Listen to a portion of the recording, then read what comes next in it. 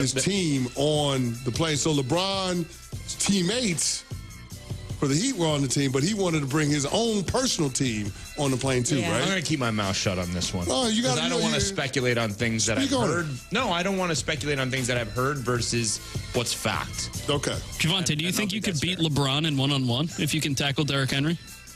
No. Oh, that's where you draw the line. Different.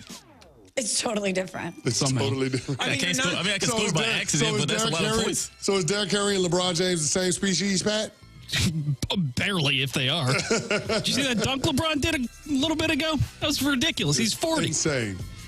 I will say this. At least how I was taught to play football, which is obviously not well. I'm not blaming my coaches. Theoretically, a form tackle is a form tackle. Javonte could tackle Derrick. No, he couldn't. No, he cannot. Your coach is lying to you. If he gets low enough, that's what coaches are supposed to tell you in high school. How low is he going to get? That's not true. That's my point. It's not true, He may be onto something. No, he's not. Michelle Smallman here for the Capital One Venture X card. If you love to travel, Capital One has a rewards credit card that's perfect for you. With Venture X, you can earn unlimited double miles on everything you buy and turn all of your purchases into extraordinary travel. And you get premium benefits at a collection of luxury hotels when you book through Capital One Travel. Plus, you'll get access to over 1,000 airport lounges worldwide. Capital One, what's in your wallet? Terms apply. See CapitalOne.com for details.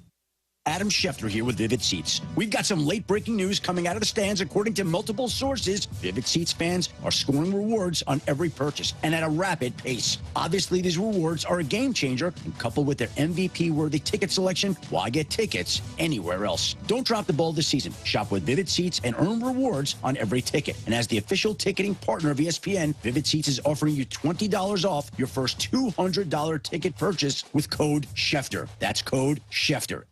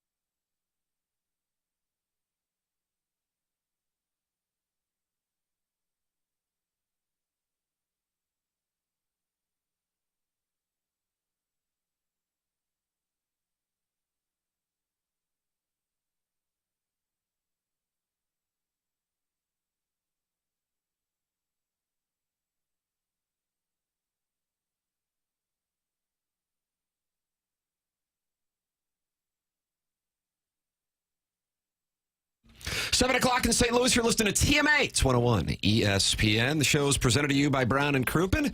Welcome, friends, to the Munganess, St. Louis Acura, Munganess, Burkhardt, Alton, Toyota. 7 o'clock hour, Tim McKernan, Doug Vaughn, Martin Kilcoyne, Jackson Burkett, and Chairman Kurt with you on the program. And Martin, what a dossier we have. I am scanning the dossier as we speak. What's on there? John Eagles Kelly, fan. 8:15. Okay. Well, number one, day 2 of the new clock. Day 2 of the new clock. So the dossier now is reduced from 16 segments to 12 segments. Oh, Jackson, you're right. The dossier has changed. The dossier has changed. Jackson, does that free you up to only have to put together 12 magical segments as opposed to 16 magical segments? It allows me to really dig into each segment as opposed to spreading out. Like if you were to make the hockey goal wider, you know, the goalies, they have to be really spreading out. Whereas if we made it smaller, they could really dig in and stop the shots with their blockers. There's a series of blockers. And so that's what I feel like right now. I feel like I can dig into each segment a little You deeper. like that, Doug? Is that fun? Yeah. I thought that was a great analogy. Yeah, I can get elbow deep. You are welcome to partake in the program. Watch the show. If you could rank us, who's hottest? YouTube.com/TMASTL. The studio camera is brought to you by the Air Alliance team. Chairman Kurt is standing by to take your calls on the Callier and Thompson phone lines, 314-974-0101.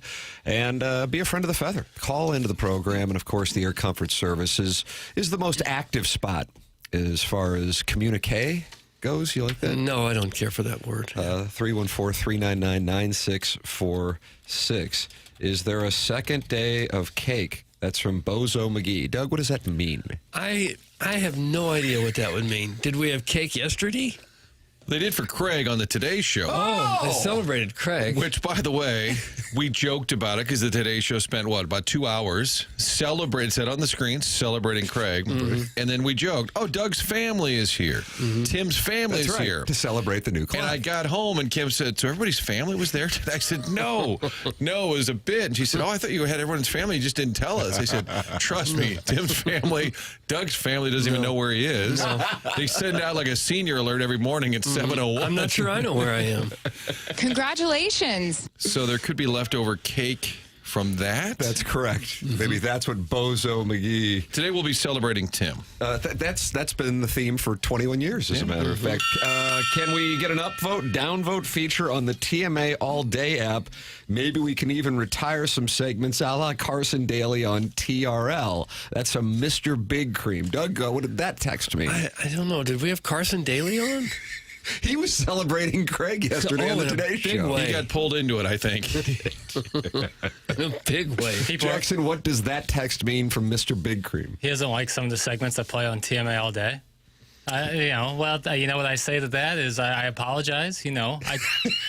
I can't make everybody happy. You mean it? The best thing about it in a free country is you don't have to listen to it. I don't understand. Well, I want people. You don't want to. We want them to, but they don't have to. No doubt. If it's going to make them angry. Well, there's certainly that element to it, but I think a lot of it's really good. I listen. When I'm putting it all together, I'm like, I might listen to that. I might fire up this segment. Oh, really? Because I like some of it. I do. Sometimes I'll be in the studio and I'll listen to it. I'm like, and you'll tee-hee to yourself. Yeah, I say, boy, this is good work. Usually not stuff that I'm on, like older stuff. Look at that. You like that, Doug? It was kind of self-deprecating. Right, it was. Very nice. Well, let's tell you to hear your own folksy. voice. That was folksy. What season do you enter the picture? What, like season 16 maybe?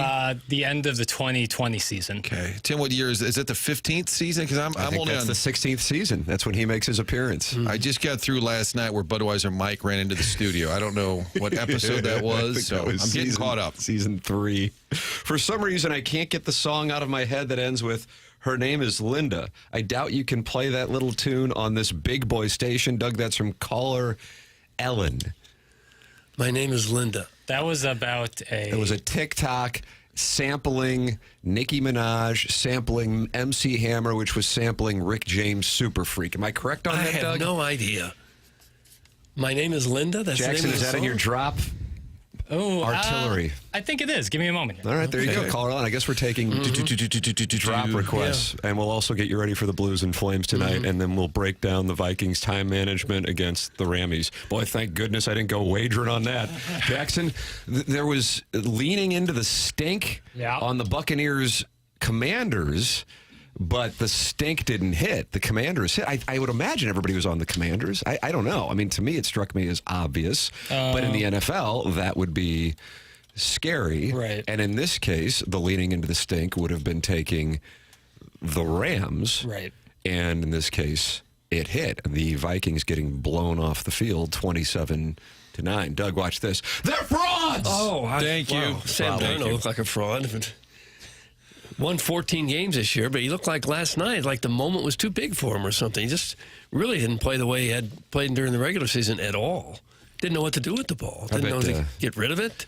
Jackson's love interest here at the station, which HR is aware of, Andrew Marsh, the fast lane, is probably despondent. Yeah. Oof. Oh, is he a big Viking fan? Yeah. Yeah, he's a big Vikings fan, and that one last night, it's just like it's slow death. And like you keep watching just because your team's in the playoffs, but you know they have no Kind of interest. like watching the Missouri-Texas A&M game or Missouri-Alabama game. Yeah, just painful as all get out. And so, yeah, I feel bad for him. But Doug took the Vikings, I took the Vikings, and Tim took the Vikings, while Martin took the Rams. So good on you, Martin. You went 5-1. I get 5-1. I get a lot of games wrong, and I don't really wager. This is one I should have put money because I was convinced. What was your logic? I think Sam Darnold, God bless him. Fraud! I mean, he's on his fourth team. The Vikings historically, where's Cousin Nick? Text in Cousin Nick in Minneapolis. They're frauds historically. I know that's not fair to this squad and to Kevin O'Connell, but then they did it in that Detroit game too. And I thought, boy, this team's in a bad spot. So you thought they were kind of similar to the NFC version of the Steelers. Yeah, I thought they were sort of done, and the Rams are kind of trending up. I just didn't think the Vikings were as good as their record. And then just historically, I'm telling you, they always sort of disappoint their fan base. There is that. There's no question on that part. And that's not fair when picking a game this year. But I'm sorry, it's just something there in Minnesota. They know it up there, too. And I was listening on the radio. Kurt Warner, when they went for it on fourth down in the second quarter, late in the second quarter, it's 17-3. So you're down 14, but you're getting the ball. You're like, you know what, let's just get to halftime. And when they went for it and Darnold got sacked and lost like 12 yards, Kurt Warner's not a hatchet man. But he was just despondent. He said, what are you doing? Yeah. Kevin O'Connell, you can't do that. He said, in games like this, every moment is huge. You just gifted them a touchdown, and then they go down and score a touchdown. It's 24-3. Then it's over. Right. Mm-hmm. And he just was incredulous. Like, what are you doing? What do you? And I think in that moment, O'Connell kind of choked. Yeah. You can't. You're down 73. Just relax. There's tons of time. He panicked. Mm-hmm. Kurt Warner's great on those broadcasts. He was with Kevin Harlan. Oh, it's like Buck and Stram. Wow, what a great tandem that is. It's unbelievable. Before they got Buck and Aikman, I thought they should move Warner Harlan. Yeah. On Monday night, like ESPN, go all in on those two guys. Like Booger McFarland in the truck. What did they have? They had like 3 or 4 guys. Lewis Riddick was on there. It was kind of like they went into the cafeteria in Bristol. Hey, who wants to do Monday night? Talk to my beehole for 3 whole songs for $100, which in my opinion is not quite enough money for the things he said to my beehole. Oh. He named it Linda. There you go, Caller Ellen. We're taking requests this morning here. This is what Caller Ellen wanted. That's right. All you have to do is send a text, and we will stop the conversation, stop what we were doing, and look for songs like that. Yeah. That's the show. That's it. That's correct. Okay. Yeah. Is that why you're not ranked, you guys? I think the it Barrett is. rankings because of moments like that. Too easy to because of disrupt Linda. us. We work for the people. Okay, you're right. Yeah, we don't care about that. Martin is 1,000% right. That's from Gerard Chadwell. Wow. Your analysis on the Vikings, tip of the cap. And the other thing that I wouldn't have seen is them only scoring 9 points. Right. That's the other. If I'm not mistaken on this, and I'm operating from Martin, I'll give you an 80% confidence level. I think every one of the wild card weekend games went under the total. I think every one of the wild card weekend games went under the total. And that was a theme, as James Carlton alluded to when he was in here yesterday. I'm a curbside podcast, Lemming, when it comes to Blues hockey, and I'm a Scott Van Pelt and Stanford Steve podcast. Lemming, when it comes to college football and pro football. And Stanford Steve, who had a big week, or a big year this year, I should say, picking games on College Game Day. He said, get yourself some unders on wild card weekends. A lot of unders tend to happen on wild card weekends. And if I'm not mistaken, it was under across the board. Jackson Burkett right now is researching it for you, Doug, to give you the answer. Okay.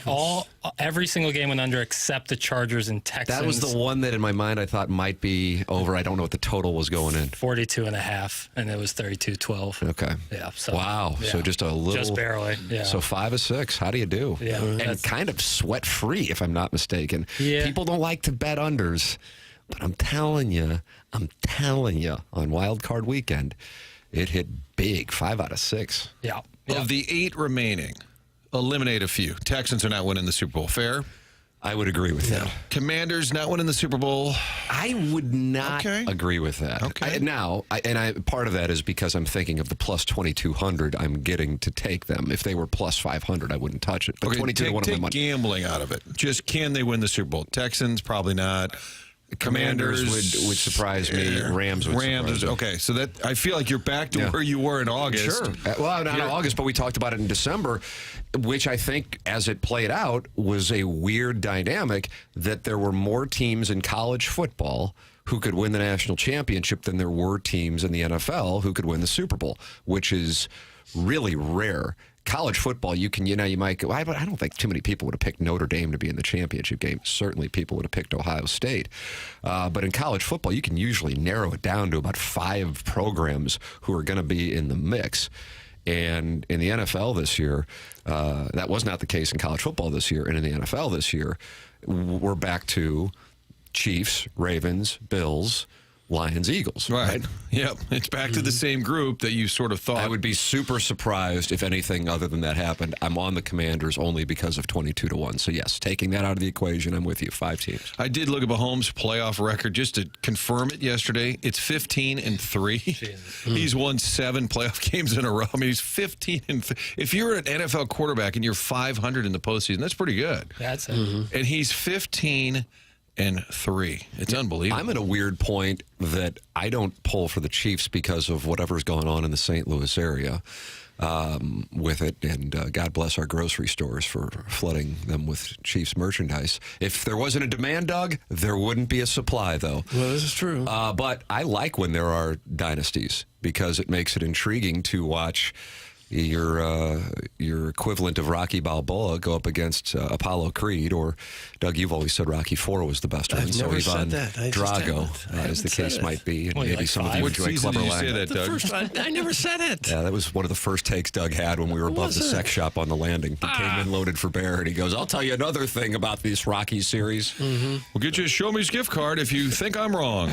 Ladies and gentlemen, we're on a new clock. Now, Big Tuft says the new clock is a scam and it does not really exist. So he says, Doug, he's launching an investigation. Hey, guys, this damn clock thing is a ruse. It's quite obvious that someone is being lied to, and he's titling it Clockgate. We're not lying. Why would we lie about when we have to take a commercial? Because Jackson's just in here running a ruse. That's what he's doing. Hold up your little board again, if you wouldn't mind. Yeah, James Carlton of the Carlton State Farm Insurance. I just brought him up, as a matter of fact. He is the sponsor of the Colonel. He's also my insurance agent, and he has more than 400, approaching 500 reviews for his service. 409 5-star reviews. When we started talking about it, it was like at 250. Let's see what I got. This one was just posted 4 days ago. I received excellent service with Mr. James Carlton State Farm team. When I called the office, the staff there is so professional, and they always answer any questions that I may have. I had to get my car towed. I called them, and they came right out to see me. They took my car to the shop where I asked them to, and the wait wasn't long either. The man driving the tow truck was excellent. I rate State Farm as a 10. James Carlton, he's my insurance agent. Online at carltoninsurance.net. You have nothing to lose by giving them a call and seeing if they can save you money.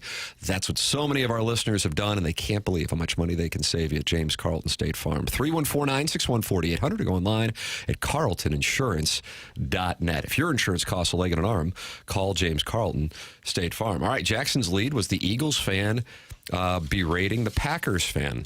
I don't know if you've heard the audio, seen the video. We have that for you. Deep dive into that debacle in Philadelphia this past Sunday coming up, in addition to other nonsense, because the next segment, contrary to what Big Tough says, is like a 20-minute segment. Yeah. That's where we Settle get in. That's where we get deep. We pinch in. That's right. Ladies and gentlemen, it's TMA, and it's presented to you by Brown and Crouppen. Munganess, St. Louis Acura, Munganess, Burkhardt, Alton Toyota, sponsor of the 7 o'clock hour on 101 ESPN and YouTube.com/TMASTL.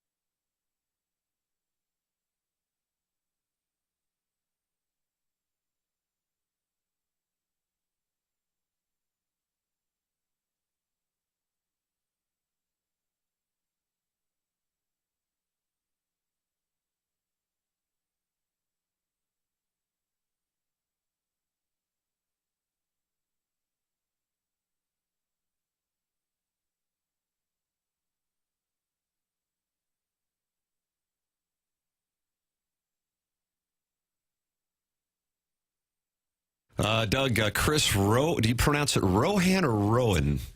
Oh, let's go with Rowan. He's not happy with me. Nor should he be. Thank you. He says, is Tim going to criticize Joe Buck for his kiss wearing Chiefs gear? Unlikely, but everyone else takes shrapnel. Doug? I wonder if it's kids. I wonder if it's a typo. Oh, probably. Well, I think I've been pretty clear on my position. But I know that there are some out there who are obsessed with me, and I appreciate it. It's allowed me to do this for 21 years, so thank you. I say, if you want to cheer for the Kansas City Chiefs, by God, God bless you, and God bless these United States of America. For me personally, individually, I won't. So whether that be Joe Buck or whether that be my brother and his family, as his wife is from Kansas City and they are always wearing Chiefs gear, or somebody who just loves the Kansas City Chiefs because they've adopted a team with us not having one, why I fully am in support of what I am in support of is liberty. And also the occasional That's the bottom line, really. Liberty and orgies. He's going to have to grow up. Well, who is but anyone? Chris, thank you for listening, and God bless you, and God bless these United States of America. The issue that I say Tim and I are in an alliance with, I believe, is that telling me you must be a Chiefs, that this is the Chiefs town, and I did a TK on it. It pissed off some Chiefs people. It's great. I have nothing against Mahomes. Andy Reid seem like nice people, but I don't really care if the Chiefs win. And people, get on board. Well, I don't have to. Right. It's not just my like team. I'm not telling people to not like the Chiefs. I don't. It impacts my life in absolutely no way. And why would someone get mad because you're a fan of some other team? It's not their team, so they're mad at you? To each their own. For me, I'll restate my position because, Doug, as you know, listeners, they cycle on, they cycle off. Especially with the new clock. New clock, even though some people are starting to think Jackson is running Manupal eligible, calls it an Orwellian scam. They think I'm like pulling the strings on this? This so-called new clock campaign is more semantics than reality. Stop the Orwellian charade. Do you like that, Doug? I don't mind it, I guess. That's a little too deep for this audience. Doug, I'll revisit my position on the Kansas City Chiefs. Okay. For many of you who attended the University of Missouri in the 1990s, I would imagine it might have been worse in the 1980s, seeing as you had the 1985 World Series, but I can't speak to that. I can speak to the 1990s. You may recall that there was a weird deal in the 1990s with Kansas Cityans towards St. Louis. I was completely unaware of the quote-unquote rivalry until I got to school there. And there was like an obsession with St. Louis, and I didn't know about it. I didn't have anything against Kansas City, but didn't have anything for Kansas City. Just didn't really think of Kansas City. And I think it was rooted in the Chiefs being close to winning Super Bowls, being in a bunch of AFC championships, having some great teams, had Montana, had Marcus Allen, and then Marty Schottenheimer couldn't get him over the top. And then, out of nowhere, the Rams show up in St. Louis, and then they win a Super Bowl, and that was the gasoline on the fire. I also think for Kansas City, for people of that age, their one world championship, unfortunately for them, it's not like it's their fault, had the asterisk of the Don Denkinger call. So I think you kind of had a little inferiority complex. So if you went to school at the University of Missouri in the 1980s or 1990s and you were from St. Louis, you experienced this. So that was always the thing. I'm just like, man, what's this weird obsession? Because it isn't reciprocated. And then in 2016, the NFL had the committee for the relocation to Los Angeles, and there were 6 owners. Martin, do you remember who the owners were? Robert Kraft was one of them. Committee. I know that. I want to say John Mara. I believe Giants. that's accurate as well. Kraft, Mara. Was McNair on that one? Because I know he was. I think he was. St. Bob Louis. McNair, Texans. And I know Bob Richardson McNair. was pro St. Louis, but I don't remember I if don't think he was on the committee. But either way, Clark Hunt lone vote. The Chiefs was the lone vote to send the Rams to Inglewood. Everybody else had voted for the Chargers and the Raiders. Now, you might say they were going to move either way. That's fine. God bless. That's totally fine. It's probably the only story in my career that I've covered as intensely as I did, going out to Los Angeles, going to Oakland, going to San Diego, and going to those meetings and talking with Kevin Demoff, even the day of the vote, from inside the room. To the point that the week before the vote, I got off the phone and told my wife, I said, holy crap, it's going to be the Rams and Chargers. And she goes, the Rams and Chargers aren't in business together. I go, I'm going to tell you, based on that conversation, it's going to be the Rams and Chargers, even though the Chargers publicly were aligned with the Raiders. And sure enough, it was the Rams and Chargers. It was good for Clark Hunt's business for St. Louis not to have an NFL team. God bless him. That's shrewd business. But I'm not going to all of a sudden fall in line. So that's my history on it. If other people want to, that's great. The Blues have, their pregame skate wearing Kansas City Chiefs helmets. It's straight business. That's business. I got no problem with business. But I also, observe puppet strings. And to their credit, people have fallen in line. I'm not one of them. But I also think it just comes down to it's a team in Missouri, and you have the most exciting team in the NFL, most successful team in the NFL over the last 6-7 years, and people cheer for them. And if that's the case, God bless. Couldn't affect me anymore. I just said I'm going to be pulling for the Chiefs because I want to see like a Lions-Chiefs Super Bowl. But it has nothing to do with, being from Missouri or something along those lines. And there is my history. So once again, I am pro-liberty, Doug. Bro, it gets down to liberty. It always gets down to liberty. Well, Local broadcast hero, Tim McKernan. It gets down to each their own.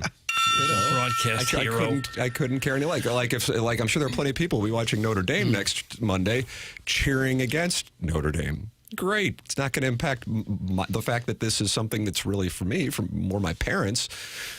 I don't care. Like, why would I care if somebody's cheering for or cheering against a team? It just impacts my life in zero ways. Now, Martin, you have to deal with it, I guess, because people will call the television station and they berate you for either not showing the Chiefs or not showing enough Chiefs highlights. My favorite is when they say, you didn't carry the Chiefs game. Well, it was available on CBS, and I trust me, from a business model, Fox 2 would carry every single Chiefs game if they could. 100%. Channel 4 has benefited greatly, and I don't blame them. Doug's station. I thought the other night you did. Yeah. I saw you the other night doing a whole feature. Yeah, that was a fun feature too. Fun feature. Yeah, they still call me at home. Should we show the Chiefs game on Sunday? Yeah, let's go ahead and show it. I'm not there. Oh. Hey, that Tim boy stink. Let's knock it off, Mike. And I think they've even done a lot more Chiefs coverage within their just daily sports, I think, because it's good for business. Because if there wasn't a demand, there wouldn't be the supply. And I have no problem with the Chiefs and them winning. It's great, but don't tell me this town has to support the Chiefs. If you say, get behind the Blues, that's our team. If one of our older callers, I'm not saying we have older callers, but thank you for that disclaimer. If one of the older callers did phone in and reprimand, Martin, you get behind the Blues. That's our team. I'd say, oh, okay. That sounds like my father calling in. He would never call it about the Chiefs. He called about Notre Dame. He would call it about Notre Dame. But if you support well, the local squad, sure, but you don't tell somebody. No, some people like things and some people don't like other things. Think about that. That's a pro-liberty statement. You're pro-liberty. I am liberty. Yeah, liberty in and out. Yeah, you're like John Stuart Mill with the open marketplace of ideas. That's always been your pamphlet. I really could care less what team you root for. Power to you. It's just entertainment is all that it is. If you're entertained by the Lions or the Eagles or the Raiders, whatever, who cares who you root for? What if you have the first quarter over and you maybe have Well, then that's who taken out you're a rooting second for that mortgage? day. I just don't care. Well, actions speak louder than word. You tailed off on your take. I, for one, will not be cheering against Notre Dame. I'll be cheering against Tim. Am I doing this right? You fat sads. Get a life. Long live Supreme Leader Mr. Tim. Hashtag free perk. Hashtag free the new clock ? Doug, that's from Colts beat writer Brian Henson, who said he is efforting who the Colts play this weekend. He doesn't have the schedule yet. Right. If you don't have a schedule by Tuesday, you probably don't have a game. Likely. They don't play a lot of games after the regular season if you don't make the playoffs. Most teams aren't in the mood to keep playing. Sometimes Kirkland Webster, they play that the Turkey Bowl. Turkey Day game. Turkey Day game.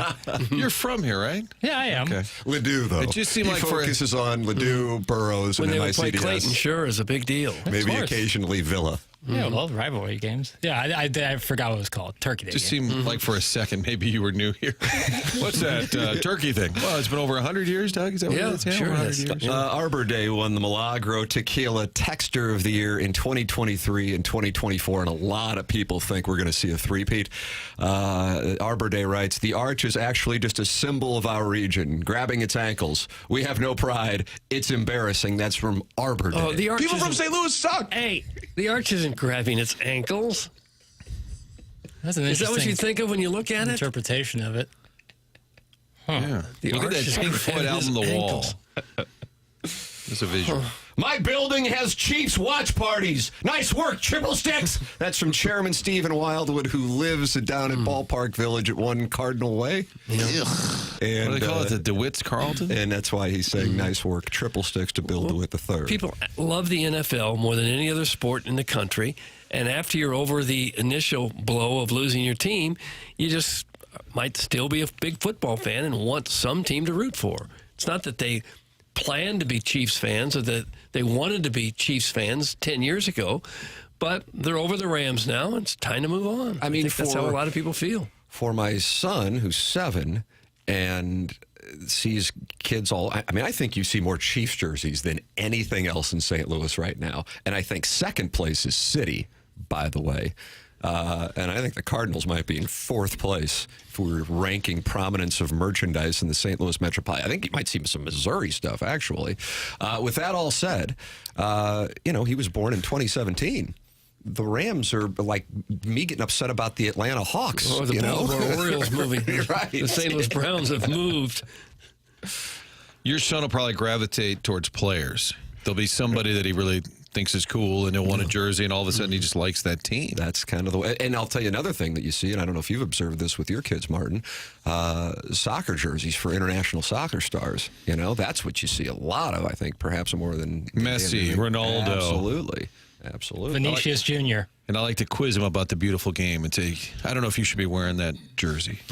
Fox 2 is a Green Bay Packers affiliate. That's from the Total Package. We are in the preseason. We carry their games. How about that? Because preseason football is a tough sell, but Packer fans want to see the game, so they watch. Good comment, Doug. You like that? Which one? I became the Chiefs. It says the Chiefs fan, but probably a Chiefs fan in the late 80s after the Big Red left St. Louis. How is it any different now following the Rams' departure? That's from the 636. Well, but I think that's the premise. No one is, I don't think anyway, saying otherwise. Jackson, you I think caught hell for this take. I saw a lip pursing Doug, and I'm just telling you, now I'm going to start moving my chips around and decide how to play this because I picked up a read. Do you feel like the people might be talking to you a little bit here? Yes, my feelings about this, I have to do some inventory myself, and I think it's... Do you like that term? I have a feeling you're going to hate it. I just really think you're overthinking it here. Do some inventory. When do you get a chance to do that inventory? Would that be later today? A lot of times in the shower. That's when I really take stock.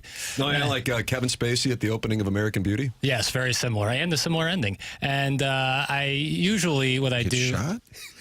He does, yeah. So that's he died twice. I'm sorry. After a red hot 6 months, though. And I would say that I project a little bit because for me to be a sports fan of a team, like a big fan, it is like a full-on commitment. I can't passively be a fan of a team. Like I can't be like, oh, I kind of root for it. No, if I root for a team, I'm rooting for them through thick and thin.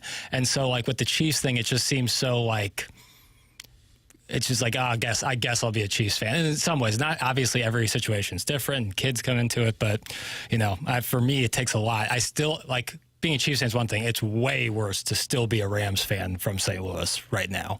That is hard. That's as bad as it. You are John Goodman and Big Lebowski if you are still a Rams fan. Well, a lot of film references. But taking it back to the macro perspective, it just doesn't. If somebody's a Rams fan still, I don't really give a damn. Sure. Same thing like if they're a Chiefs fan or if they're a Cowboys fan, with Jerry Jones, or hell, if they're a 49ers fan. Now this is me personally, because why would I want anybody else to follow my views? I don't really care. But for me personally, it just doesn't impact. Like Chuckles Marlowe will be pulling for the Buckeyes next Monday, and I'll be pulling for Notre Dame.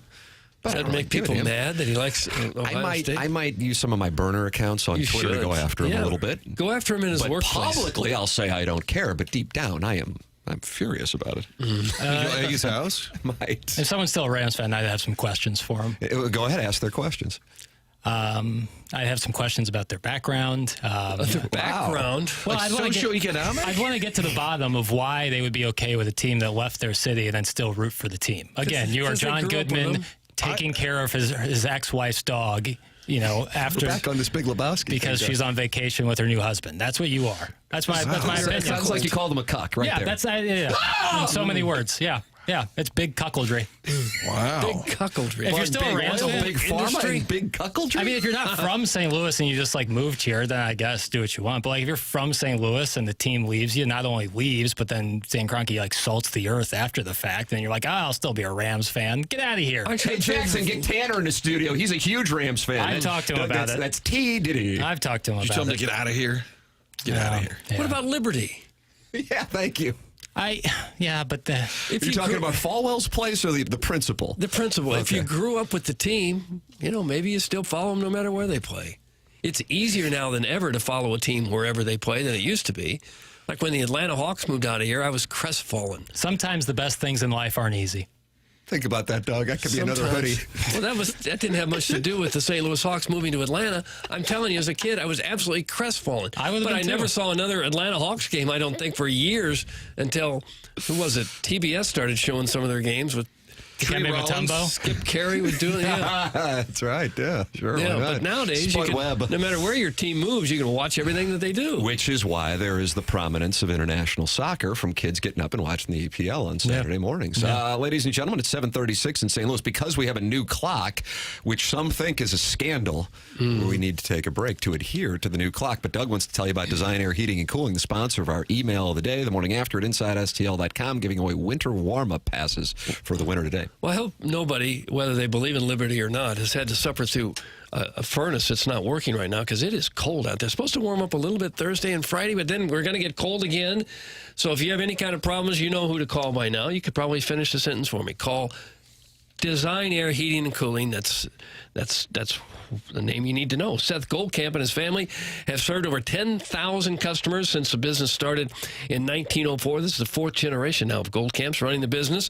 They just happen to be the longest running TMA supporter and advertiser on the show, and for that we're very grateful. They're best known for their honesty and going way above and beyond the call. They will never try to upsell you. They'll give you only what you need and exactly what you need. These technicians are highly trained. Many of them have been with the company for 20 years or more.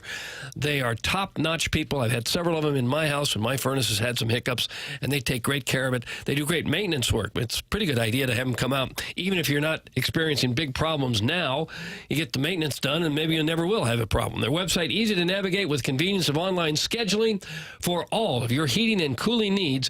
Choose Design Air Heating and Cooling as we have done on this show. Again, the website, designairservice.com. It's TMA 101 ESPN.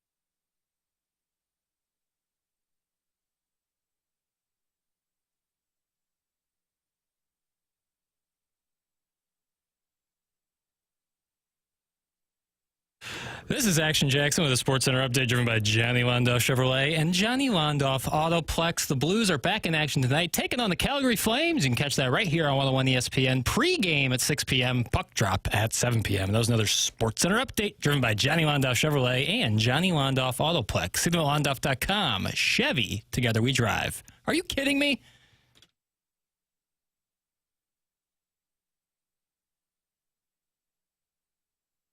It's the morning after.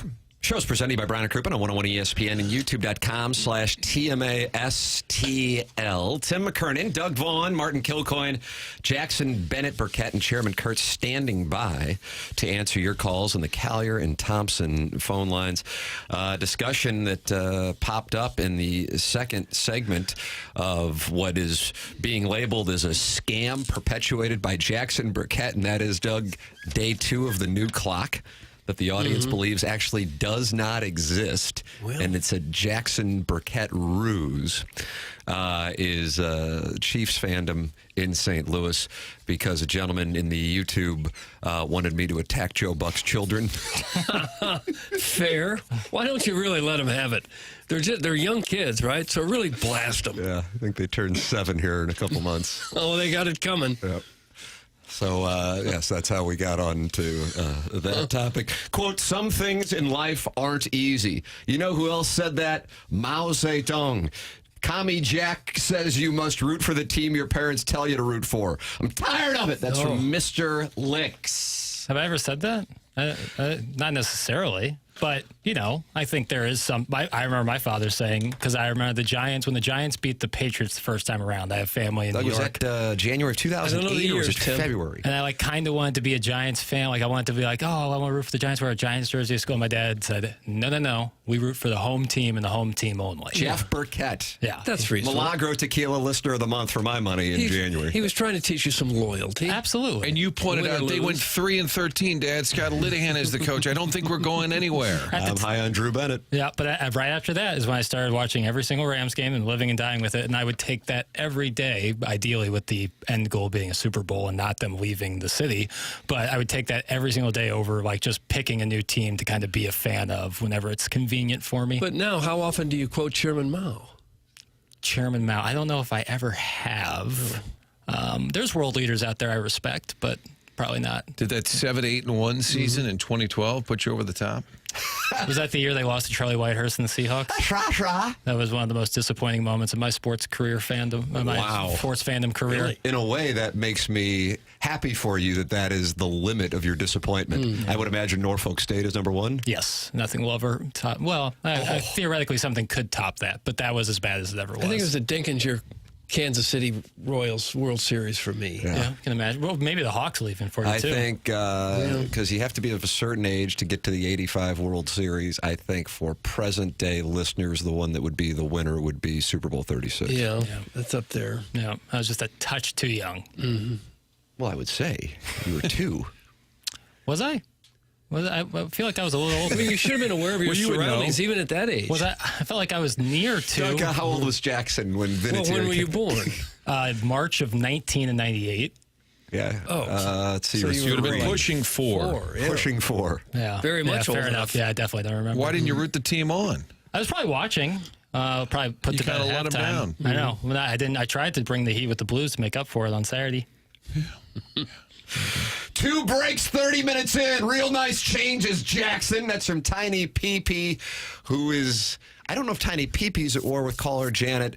I just know caller Janet's not a fan of Tiny PPs. And that's in the YouTube chat, youtube.com/TMASTL, where 220 friends have gathered, Doug, to talk it over. The idea, like, I get ripped when I'm not playing drops and they say I don't do anything, but now I'm also masterminding this grand scheme about the clock. Pick one, brother. Why do you do this? I can't be Pick one, brother. There's a shirt. Call me Libby Jack. A, that's an American political view, yet I'm called a communist. Pick a lane. You can't just shotgun spray me with your hate. Shotgun. I like that. That was a good verb. Just play a bunch of drops. That'll win them back. Just go right now. What do you got? Just kind of have like an Asperger moment. What else? Some people like things, and some people don't like other things. There it is. All right, what else? Liberty. Local broadcast hero, Tim McKernan. Sports analyst. I think he's a That's sports a little analyst. overboard. You can say you're going to rub honey all over my body, but don't talk about my mother. I hadn't heard that one. My mother. That sounded like a Valley Girl. That sounds like early Plowhawk. Yeah, Plowhawk was missing. All he was missing there was a vocal fry. Jackson, do we have the audio of what I deep teased about 40 minutes ago? So I wanted to pull it. This is Doug from Philadelphia, Packers and Eagles. And there was a lady enjoying the game, wearing Packers garb.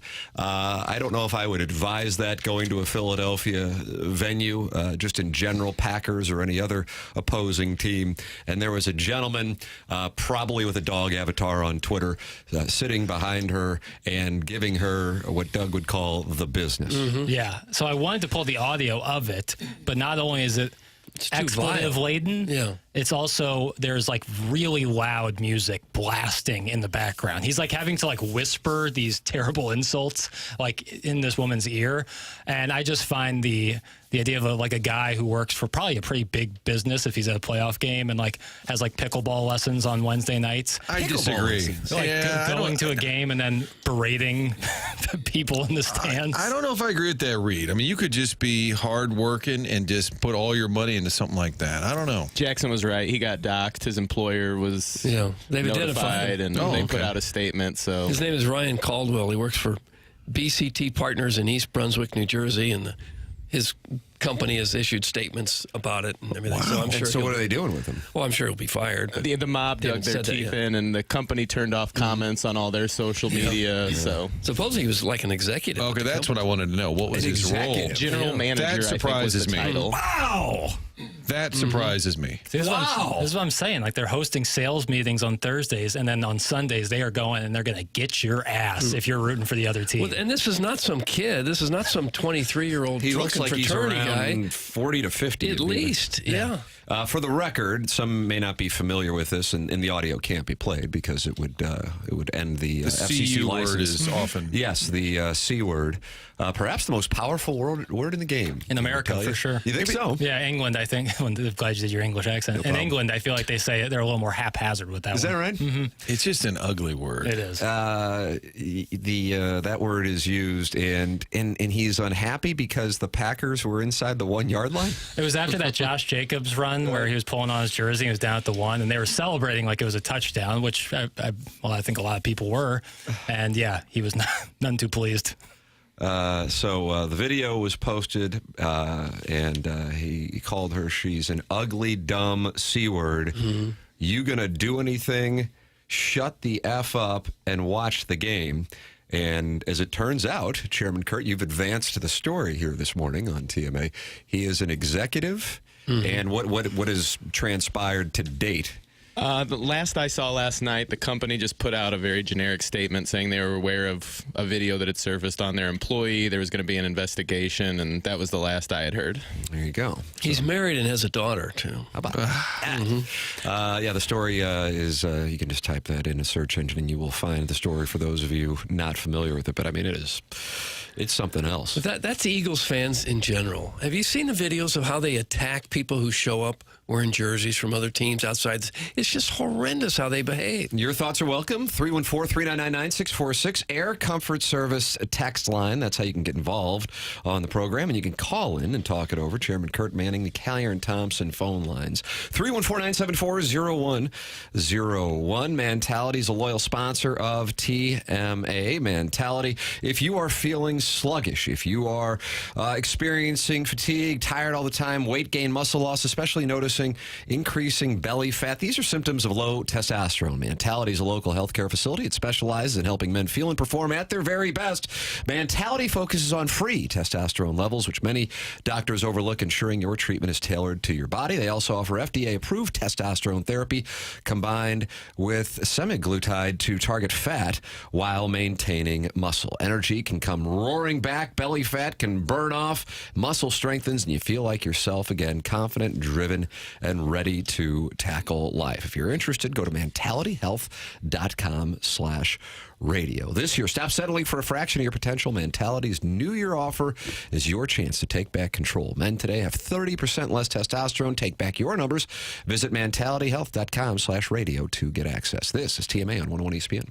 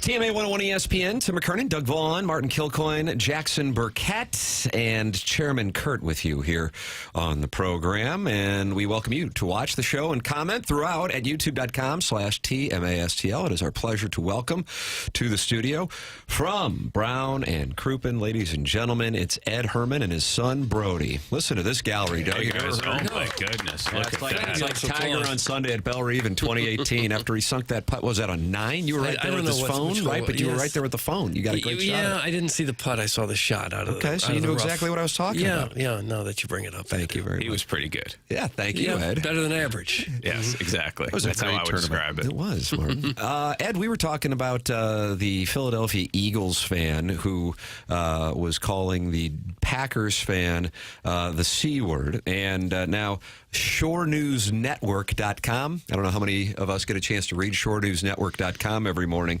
They have identified him. The individual has been identified as Ryan Caldwell, a project manager with BCT Partners, a consulting firm based in East Brunswick, New Jersey. Caldwell's social media profiles have been removed since the incident. Is there any policy or any legality to something like this for a company to take actions for someone doing something away from? Yeah, well, most people don't operate on a contract. Most people's employment is at will. I'm guessing his is. So I guess his company could technically decide that based on, I guess, for whatever reason they want that they want to fire him. I doubt they will. These things die down very quickly. You doubt they'll fire him? I don't think they'll fire him. I mean, first of all, here's the weird thing. I think ahead of the C word, didn't he have the word fat in there? Ugly for sure. I don't know. I thought he had fat in there also. And I wonder, and this is for people in general, for women in general, like, what would have been the more hurtful remark? I think, the C word is just sort of an exaggerated version of the B word. We've all been called it in one time or another. It's not particularly hurtful. There's nothing that you associate with it. But you call a woman fat or you call them ugly, I think that to me is way more. It's interesting you make that observation because I think on the surface you would assume the C word is the most powerful one. But when you watch the video, she actually turns to the gentleman who's shooting the video, turns out to be her husband, and says, he called me ugly too. That really, she sarcastically said that really hurts. Because we know what that means. Yes. You're in a school, the most of your pain is childhood pain, right? I mean, your trauma is accumulated in your childhood. You didn't hear the first segment. What? Well, is that I'm kidding. No, I'm kidding. But if you go to a schoolyard, you're going to hear people call people ugly, and it's going to scar them. You very rarely are going to hear the C word in a schoolyard setting. So I just don't think that's going to carry the pain or the hurt of being called ugly or being called fat. I think those are things that go right back to the schoolyard. They crush your soul. I don't know. I think that word is pretty, for women, that's a big one. I don't know. I agree with what you're saying. More hurtful, he thinks you're fat or ugly. But that C word, that's... Could we get some opinions? Are there any women listening? I'd like to know what they consider to be the more hurtful remark. 48% of the audience is female? Maybe 4. Okay, can we hear from those 4? And I'm guessing you're getting the beauty is on here because, they're probably sports fans and, may have a background in that. But, I would love to hear what people have to say. Like, what would be the more hurtful thing to be called? If you were being called something on the street, like, I don't know. It's like for a guy, I don't know what that's like. Is like being called the D word. Somebody wants to call me the D word or the A word, like I just accept it. It rolls off my back. But if they hit me on something that hit me when I was young, I think it'd be a little hurtful. Mm-hmm. Or about your family. That's the one where I would really get, like you say, and I get terrible emails about me. I'm like, whatever, it's fine. Right. Say it about you. Caller Ellen, who we can verify. We actually know her and is a longtime listener. She says, I agree with Martin. The C word is the most powerful. That's the one. I wonder why. Why do you think that is? I mean, it's just a word. It doesn't really mean anything. It just hits pretty violent. Yeah, I don't know. It's designed to make somebody feel horrible about themselves, I think. Really? Yeah, I think it is. Well, I mean, listen, that's why we ask the people. And let me ask you a legal question. If this guy were to get fired, and maybe it would depend on his contract status if he doesn't have one, but could he sue them in some regard for wrongful termination? Hey, I was on my free time, just living my life. No. First of all, there is no free time. Everything you do reflects on who you work for. Most of these incidences where people get fired for their behavior, it's not behavior at work. We've had this come up at the office. I hate to say it, but we had an unfortunate incident where somebody used a word that you cannot use. And it didn't happen at the office, but it happened in the presence of two people that were from the office. And, think about the work environment that creates. How do you hold on to that person knowing that, half the office is going to hear about this at least and is going to have to work amongst this and question everything. And we had to fire the person. We had to let him go. So, it happens all the time. That's why I wish people would pay more attention to their social media. I know that we're in a society that values free speech, but the problem is that you got to still live with the consequences of your speech. You can say it. Nobody's going to tell you can't say it, but then you got to know that there's going to be, people have a right to respond, just like you have a right to say what you're going to say. So he said what he got to say. That was his right. They have a right to respond. And if that means firing him, so be it. More ladies texting in. I'm a very hot woman in my 20s who also dabbles with other women. Guy. I don't mind being called a word just as long as they call me. Ha, ha, ha, ha. Oh, dear. Play some drops, Jackson. That's from Chuck Boom. So, Doug, I don't know. Gosh. What a surprising name for a young lady to be texting in. The name of But Chuck. I'm sure it is a girl. Well, unless you own the company, you're pretty much always on the clock. If you're taking a paycheck from somebody else, whether you're at work or away, you represent that company in some way. You do. You become a symbol of their values. So, if you do something that would be regarded as improper or immoral and you're okay with it by not firing them, you're saying, okay, this person can still be an ambassador of my brand. What are you saying about your brand? It's a tough position for companies to be put in. You think, Doug, this guy for sure will get fired? Yeah, sure. I agree with that. I agree with that. What do you think? I would say it's interesting. What do you say, Martin? I'm sorry. I think most likely, but I'm not 100%. I think the only way you could say he's seeking help, he's going to get some counseling, he was overserved. If he's a great employer, makes a ton of bit. There it is. If he makes them a bunch of money, they're going to find a way to keep him. Well, that's what I'm saying. I don't know that. I feel like we have seen this play out so many times over the last however many years. Agreed. They will not stop until they get the scalp. Now, what could happen is they could because people forget about this within the next handful of weeks. Until something else comes up just like minutes. Right. And that's what don't last. And then they can hire him back. Yeah. But they will announce. Can we wager on this? I'm interested. You feel confident, listen, and I like to gamble. I think that it all boils down to money. If this guy is good, makes them a lot of money, then they can come out and say, we suspended him for a week. He's gonna seek some anger management, and they're gonna keep him because they're making money. And if they're not making money, and even if they have a contract and they want him out of there, this might be just the excuse they needed to invoke a character clause and get him out of there. It all boils down to whether or not they just make money from the guy. We have a lady on the Collier and Thompson phone lines. Chairman Kurt, who do we have here? I didn't get her name. Not a typical caller, but... oh, my. Yeah. Is it my mother? We're going to hold 1 second here. You're going to be able to... Jackson's plugging in the headphones. We would like Ed to be able to hear. We want legal counsel on the line. That's exactly right. Ladies and gentlemen, we welcome to the Collier Thompson phone lines. Doug, watch this. Good morning, caller. Caller, hello. Hi. Hello.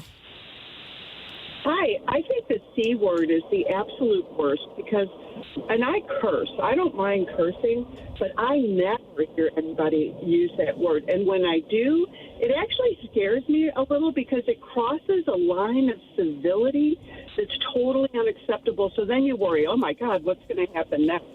It's a really bad thing to call someone. And I'm telling you, since I've heard somebody use it, I could count them on one hand. Is it more offensive than if somebody says fat or ugly? We're having an issue with the connection there, but you're welcome to call in as well, 314-974-0101. So far, the sentiment has been the C word is more powerful than... People don't like that word. I was saying before you got in studio, and I think it's, I curse. I think. What were the origins? Crazy. What were the origins of that? How did that get to be the level of offensiveness that it got to? Where did it come from? Somebody Google this out It's there. going to be a dangerous FCC segment. Listen, you got to be careful. Obviously, listen, we're not going to use the word. Right. I'm sure that Google has something on it, on the Google, and it tells you what the origin of it I would even say when Al Pacino used it against Jack Lemmon in Glengarry Glen Ross, a man-to-man using that word, it still made my skin crawl. It still hit I think hard. it was against Kevin Spacey, but yes. Was it? Okay. Yeah, because he Second he Kevin got along Spacey with reference of the show today. Big day. Yeah, and it was jarring because there's not that many uses What a of scene, it. though, man. That's a great one. But yeah, well, let's make sure not to use that word then, or let's save it for special occasions. Like something that really round warrants playoff it. game in the Right, upper well, deck. I mean, listen, I don't know what this Tim woman was only did. a wild card game. Should That's right. Maybe they should hold off for the championship I weekend. mean, and the thing is like it's not like his team was losing. Like they were handling the Packers pretty easily during the game. It wasn't particularly close. So it's not like he can say he was coming out of frustration. His team was on the ropes. You know, he was in a bad state. Like he should have been feeling pretty good. But clearly he was How could not. you get that upset at a sporting event? And Ed, I was going to ask you because Hal McRae, great baseball player, then manager, we were talking one time about bad fans. And I said, tell me about New York and Philly. And he said, in New York, they're pretty cool and calm, and then they kind of get worked up based on the game. He said in Philly, they show up angry. Yeah, well, I think that probably makes some sense. Obviously, I've been to a lot of Yankee games, and I remember as a kid, you know, the upper decks were so vertical. They were so steep that there would always be fights in the stands, but they looked way more dramatic because as soon as someone got hit, they went 8 rows down. So and I remember in 1987, it was the Oakland A's were a really good team. Yeah. Canseco had just sort of hit the thing, and McGuire was a rookie. And I was in the bleachers at the Yankee game. And there were like 3 people wearing A's jerseys, and the Yankee fans were just merciless the whole game, yelling at them. And then even in the parking lot, as these people were walking back to their cars, they wouldn't let them be. But that's the only time I ever saw anything that I thought was maybe a little scary, where somebody might have been apprehensive about their safety. Other than that, it's fine, and it's really just baseball. I've never seen a New York crowd, particularly. Up in arms at a football game or a hockey game or any of that. It's just at Yankee Stadium and the old Shea Stadium. That was it. Ed, at the risk of my job, I have Googled your word. Okay. The exact origins are unknown. It started in Germany. That doesn't surprise me. And then it went to England, and it was the name of part of a street. And also they think... Really? They Street? think, and they think it may have evolved from the word cow. Okay, so which maybe Goes was back to your insulting original to the fat premise. thing. Mm-hmm. Wow, Doug, you took us full circle. And Job, Doug. On my last day at work here. Yeah, by the way, that was great research, Doug. You are now wanted down the hall in IT. I know, wouldn't that be strange if the guy Erase kept my his history. job, but And Doug Doug lost his just for Googling it? I mean, that's crazy. Brody, always good to see you. You're heading back to school this week, is that right? Yeah, heading back January 19th. Oh, yeah. Who do you like in the Super Bowl? You got inside word? You got 8 Wow, teams we're- left. God. We're jumping ahead here. I like that. I guess I just want to know. I gotta go Ravens Lions. You gotta go 1 seed out of the NFC, then the Ravens in the AFC. And who wins it all? Wow, so that means the Ravens go through Buffalo and Arrowhead, Yeah, most likely, I'm unless confident you think they're Ravens. hosting the Texans. Well, I wouldn't be surprised. Oh, I'm Chiefs a are on big upset alert. They are. Chiefs are on upset alert. This is, and I'm not saying I'm rooting against them, but I do believe in the football gods. I think it was a manipulation to rest all their players. I think taking 25 days off is that's rust. That's not rest. 18 days off would have been rest. 25 days off is rust, and they weren't that good. They were the worst 15-2 team I've ever seen play. Bit wobbly. They deserve to be about 11-6. That's based on how the thing should have played out. I think they're vulnerable this week. I would not be surprised. They are ripe for an upset. That said, I'm with you. I think Ravens Lions are where we're going to wind up. I wish it was the Bills. I'm pulling for the Bills. I went to Buffalo for undergraduate. The 4 years that I was in Buffalo were the 4 years they went to the Super Bowl. Oh, wow. I was lucky enough to get them there, but I couldn't get them over the top. Were you at the Bills-Oilers comeback Frank Reich game? No, that one, that game happened during my winter break, so I was in St. Louis watching that in my living room in disbelief of what I was seeing. One of the greatest, I mean, it still may be the best comeback in history. I think mathematically. Do you know what the exact score was by chance? It was a 35-3. It was a 32-point deficit. Yeah, 35-3, Martin. Yeah, unbelievable game. Yeah, that one was a classic. But anyway, I'd love to see the Bills win it all. If the Chiefs win it, that'd be history. I mean, 3 in a row is kind of cool. Which would be, that'd be kind of fun to see. Chiefs are 8-point favorites. If you boys like the Texans, you can get 8. Yeah, well, let me tell you something. How many times did the Chiefs actually cover the spread this year versus times they didn't cover the spread? I mean, they went through a streak of not covering the spread in the middle of the season that was enormous, and they had at least 5 or 6 games that came down to one play that could have gone either way. Opening day, I was there at Arrowhead when the Ravens lost, but they lost, if you recall, because the guy's toe was out of bounds when he was making the game-winning touchdown catch. Literally just a toe. You want to talk about a game of inches? That game was a game of centimeters.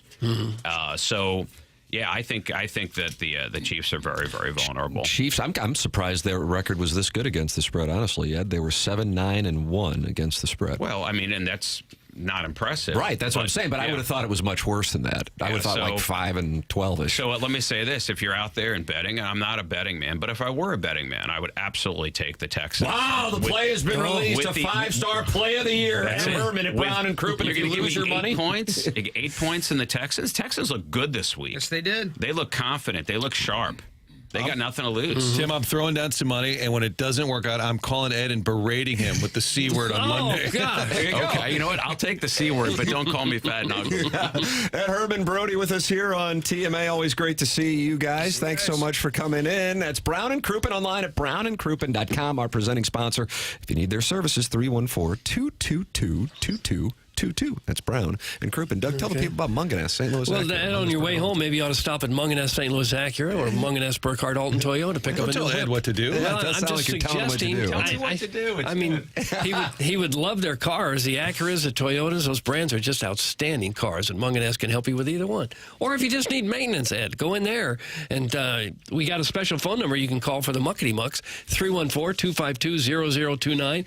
Get you straight to Jamie Burkhardt or Peter Munganess or Ryan Seiberg in the service department. Whether you bought your car there or not, Munganess St. Louis Acura and Munganess Burkhardt Alton Toyota, happy to take care of your car, and they do it first rate. We've been going there for years and wouldn't go anywhere else now. They're just the absolute best in town. Website, stlouisacura.com and altontoyota.com. There it is. It's Munganess, St. Louis Acura, Munganess Burkhardt, Alton Toyota. Tim McKernan, Doug Vaughn, Martin Kilcoyne, Jackson Burkett, Chairman Kerr with you. This is TMA, and it's presented to you by Brown and Crouppen on 101 ESPN and youtube.com/TMASTL.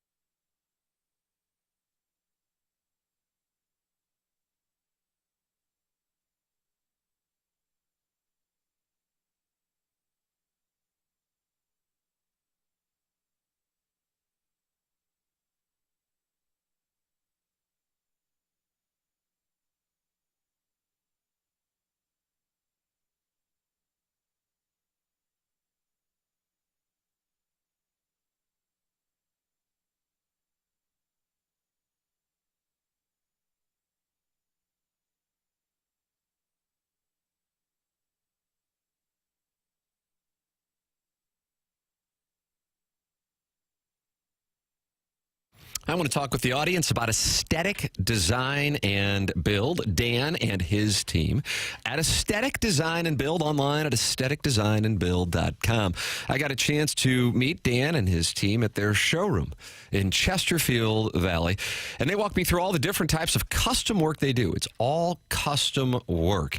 And man, I was impressed, so much so that I then had them come out to my house to look at some of the work that they could do for our family. It's Aesthetic aestheticdesignandbuild.com. That's where you can see their work or visit the showroom in Chesterfield Valley. It's not just a sales process. They have the creativity and the attention to detail to bring your design to life. They offer custom deck design, opening and closing pergolas and roof, and motorized shade and screens. And this is one of their specialties, under deck ceilings. It's Aesthetic Design and Build, online at aestheticdesignandbuild.com, and call 636-532-5008, aestheticdesignandbuild.com.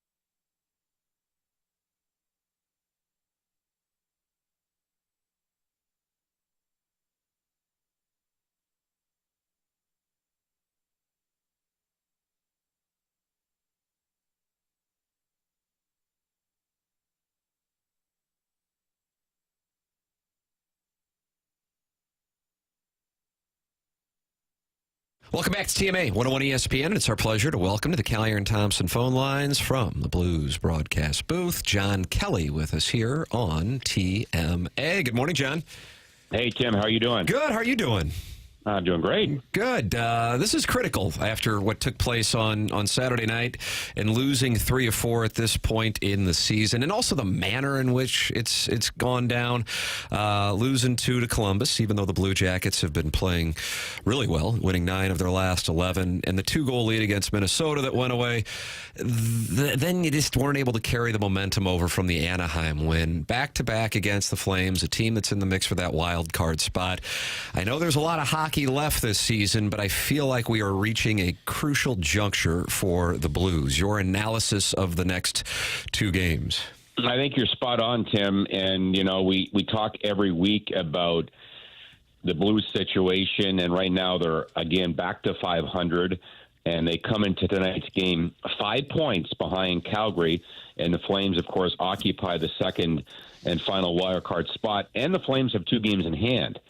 So you can do the math really quick. I mean, it's a 5-point deficit now, and they have the Flames the next 2 games, of course, a rather oddity in the schedule. So if you win both, you're 1 back, and in theory, if you lose both, you're 9 back, and they have 2 in hand, and then you're in big-time trouble. So this is, the next 2 games are the biggest of the season, and I think that the fans and I'm sure the players and coaches, you look at these games the Blues have lost in the last couple of weeks. They've been right there in most of them. And I think that the biggest thing is that they've been inconsistent from, really period to period. They played some really good hockey, but the bottom line is you got to win these games. As you said, you're up by 2 goals in Minnesota, and you lose 2 games to Columbus. Again, a team that's not a bad team at all. They're playing really well, but you've got to find ways to win. And it's a critical point right now, really this week. And then you go on the road for 2 games in Utah and Vegas after Thursday. So it's a very big week for the Blues. Yeah, you mentioned inconsistency. Can you put your finger on why they would be inconsistent? Is that just hockey, or is there something going on there?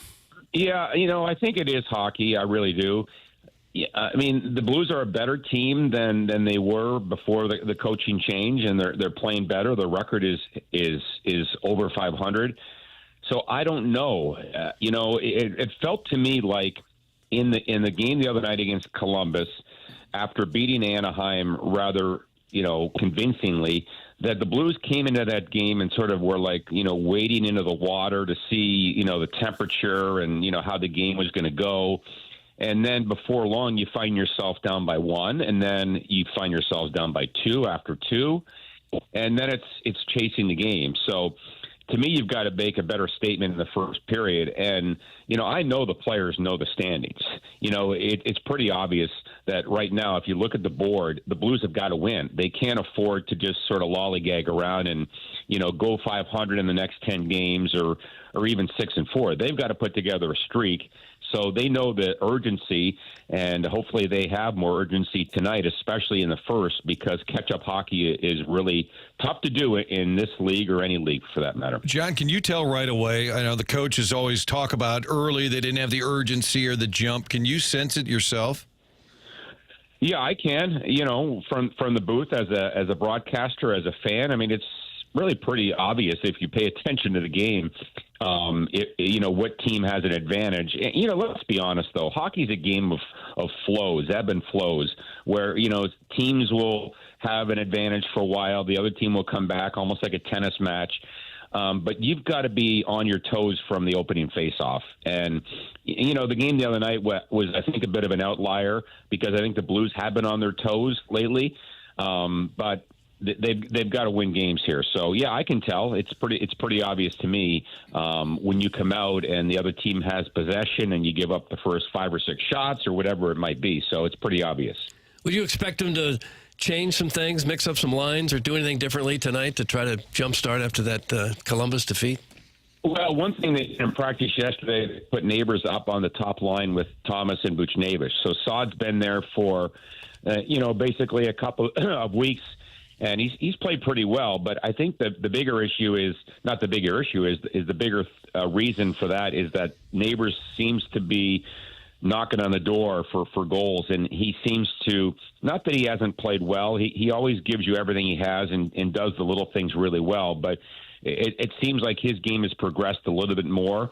So maybe they're thinking he's going to catch a hot streak, and why not put him with your best playmaker, Robert Thomas, and obviously Buchnevich. So I think that's one thing you're going to see. It doesn't look like, they're going to make any other changes. We'll find out this morning at practice, but that would be the one change sod for Jake Neighbors. John, do you know, scheduling-wise, why the league did back-to-back Calgary? I'm sure for sales, the team prefers to have different opponents on a Tuesday and a Thursday. Do we know why they did it? No, they don't obviously announce the reasons for a schedule. The Blues actually in March, they have a set of games in L.A. They play the Kings, the Ducks, Kings. So they play L.A. twice in L.A. within a span of 5 or 6 days. So it's obviously done for travel reasons and economics.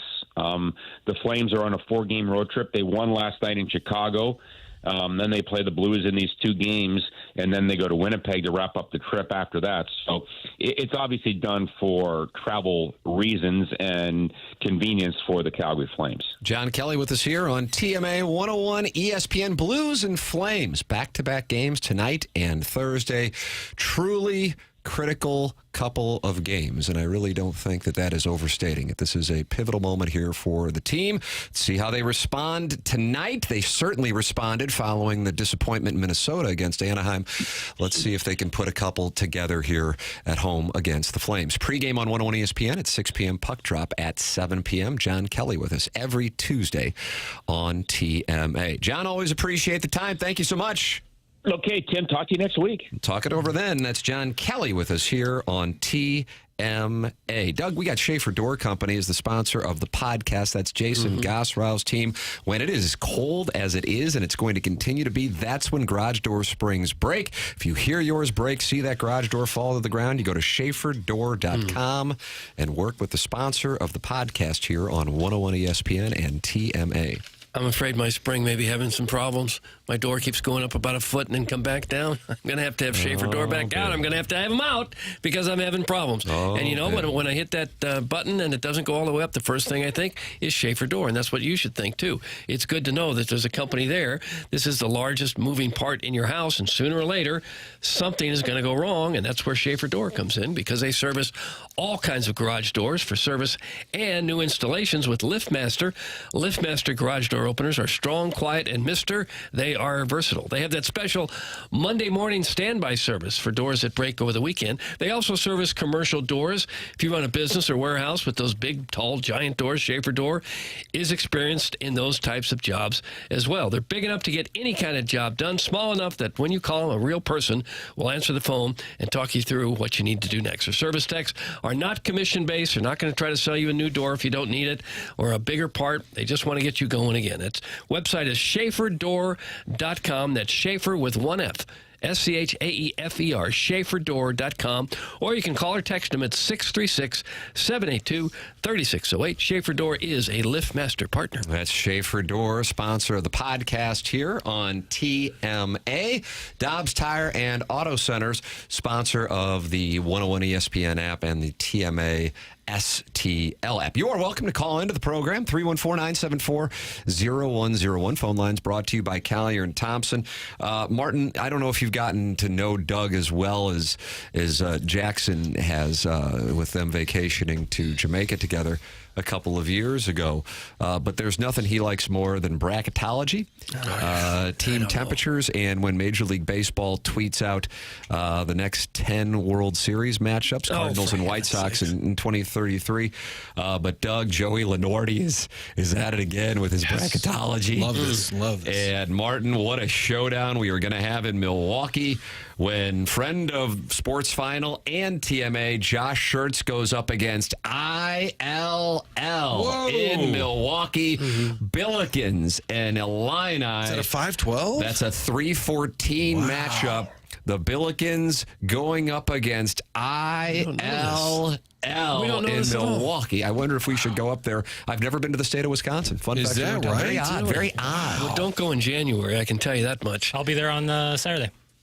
You need to go to the Wisconsin Dells in about July or August. Is that right? What about that hotel that's haunted? Oh, the Pfister? I don't think you can say that. It's in the Pfizer. That's Milwaukee. Well, That's Jimmy in Cruz, Oregon. don't let me down, Jimmy. I got you beating Louisville. I'm intrigued by this Cardinal-White Sox matchup in 2033. There are players on the Cardinals that will be on that team that are in, 8th grade right now? Yeah, but they're And we focused still on know that series. that they're going to develop and make the World Series that year. Jackson might call that engagement farming. I don't. I think that was well researched and a wonderful little tweet, just like this, because we're talking about Wisconsin, and it's funny that the Billikens are going to play at Illinois, in Wisconsin, in Milwaukee. But guess who Missouri is playing? Well, we don't know. If they are to beat Dayton in the play-in game, they'll be playing Wisconsin. A real Wisconsin-themed march around the St. Louis area. So they got Mizzou. Mizzou's a play-in game right now? Yeah, against Dayton. Would you take that in a heartbeat? Well, first of all, that's round 1. That's a tournament berth. Hang the banner. Hang the banner. Martin just rolled his eyes at There's 68 teams. I thought JK schooled me with, well, yeah, we can all tell. There's 68 teams in the NCAA tournament, and what you call the playing game, I call hashtag round 1. And so... hashtagged it, too. He verbally hashtagged that. Well, I'm in the bag for big hoop. And in the bag for big hoop. Listen, if you're going to win it all, if you're going to make a run, you got to win a lot of basketball games late in the season. So Dayton, Wisconsin, I don't care who you put in front of the Tigers. I'm rooting for them. You don't have to win late. You just got to get hot when the tournament rolls around. Which is late in the season. But no, it's the postseason. You could lose your last 5 games, and if you get hot in the tournament, you're there. Yeah, well, semantics. I'm just saying that the Tigers are going to have to beat a lot of teams, so I don't care who you put in front of them. You're going to have to eventually beat someone who's really good. But wouldn't most fans right now take a play-in game because they're kind of a toss-up as a tournament They're team? one of the last 4 teams in the bracketology. I know. Yeah, of course I would take it. In a heartbeat. Anytime the Tigers make the tournament, I am a happy camper. That's ultimately all you can ask But you refuse to answer Martin's very simple question. Would I be happy with Would most people right now, Mizzou fans, take the play-in game? I'm rejecting the premise until you call it round 1. Oh, good gravy. That's what I'm doing. I'm serious. Because I'm not going to allow... You are in the bag for big hoop. That's right. Well, I'm not going to belittle them by calling it a play-in game. They're in the tournament. Field of 68. If they're in the field of 68, I don't care where they're seated. I just want, you can complain about being seated. Win your first game, and you're already, it doesn't matter. Your second game's going to be tough. Double-digit doggies tonight in Gainesville, boys. 10.5-point underdogs against the Gators. It sounds like you're laying the 10.5. Well, they just beat number 1 Tennessee by 30 on that court, held them to 15 first-half points. Yeah. So, I'm slightly concerned, and they don't match up well with Florida. So you're laying the 10.5. So I'll take Ed Hermann and Brody Herman, and I'll go with the Texans, and I'll parlay that with Florida minus 10.5. Yeah, I think that's Florida minus 10.5 to me is a really good bet. Now I love the Missouri Tigers, possibly more than anybody on the basketball side, but I can see the trains coming. For Joe Lenardi to pick friend of the show, Josh Schertz, co-host, I'm assuming that means they're going to win the A10 conference tournament because they're not getting an at-large At a 14? bid. I don't know. Because they're not getting an at-large unless they run the table or something. A10 can sneak a at-large bid or 2 in there. 10-6 right now. Friend of the show. It's the non-con. It's the non-conference. Yeah, they don't have a lot. They don't have, I think, well, that's any what I'm signature. saying. Yeah. Is there any path for them other than winning their conference tournament? Maybe going 15-1 in the league or something. Well, that was always my problem with the Billikens over the past couple of years is that don't have that signature non-con win to get them the opportunity. You have a problem with that non-con thing? Yeah, you have more time than that. So this is a 4-hour show. It sure is. But the clock thing, that's we're late for the break, so you went non-con to tighten it up. Well, they rarely have that signature non-conference win to have allowed them the opportunity to get an at-large bid because when you don't, you have to kind of win the A10. Turn Doug's mic off. If you lose your last 5 games before the tournament, you're not getting in the effing tournament. That's what 3-0-4 Doug. You might. You could. If you're one of the blue bloods. We got Gary Finkel waiting, and I want to talk some Mizzou. Ladies and gentlemen, get involved. Email in for the Design Air Heating and Cooling email today. The morning after at InsideSTL.com, we're giving away winter warm-up tickets. Passes for this weekend for the winner of the Design Air Heating and Cooling email today. Email in, compete with the greats, the self-made stay-at-home Ledoux mom. Trying to make history. We have never had a lady win the email of the month standings. Self-made stay-at-home Ledoux mom trying to become a history-making emailer by winning the Design Kilcoyne Air Heating and Cooling Emailer of the Month. The morning after at InsideSTL.com. Doug, you love bracketology. I don't really. You also love when there are rankings for teams with rosters that are not complete. On the other side of the break, Major League Baseball has ranked all 30 MLB rosters if trades free agency didn't exist. What? Say it again. What's the point of that? Or how about the draft doesn't if it's exist? in the dossier, I read it, and this is from ESPN.com. The title of the article is, and this is exclusive content, and I pay for this, our friend Bradford Doolittle ranking all 30 MLB rosters if trades and free agency didn't exist. So why doesn't he just say ranking them if you develop your own players? Because that's what it is, right?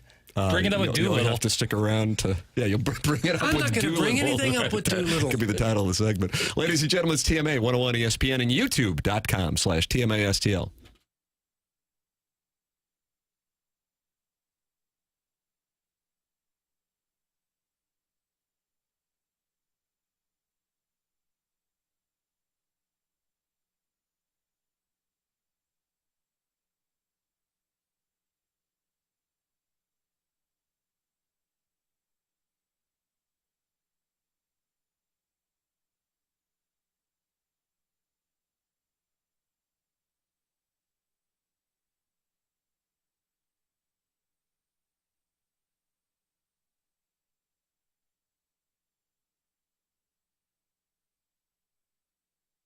Hey, Tim McKernan here for Stewart's American Mortgage. Everyone knows him as Stewie. And I'm here to tell you, when you think of Stewie, you should automatically think about service, because he is somebody who puts his personal cell number out there for you to call him with questions anytime you are in the market to buy or sell a home, or if you are going to be looking to refinance. Call him on his cell phone at 314-324-4440. That's 314-324-4440. I have spoken to Stewie on his cell phone. He called me from that very number. It really is his number. What else can you ask for when it comes to service than getting somebody's personal cell number to talk to them anytime you need to when it comes to something as important as buying or selling a home or refinance? He will be able to fill you in on the bagel loan, which is all about no fees and no closing costs. Plus, he can get you closed in 10 to 15 days. Call him on his cell phone, 314-324-4440, or Google the bagel loan.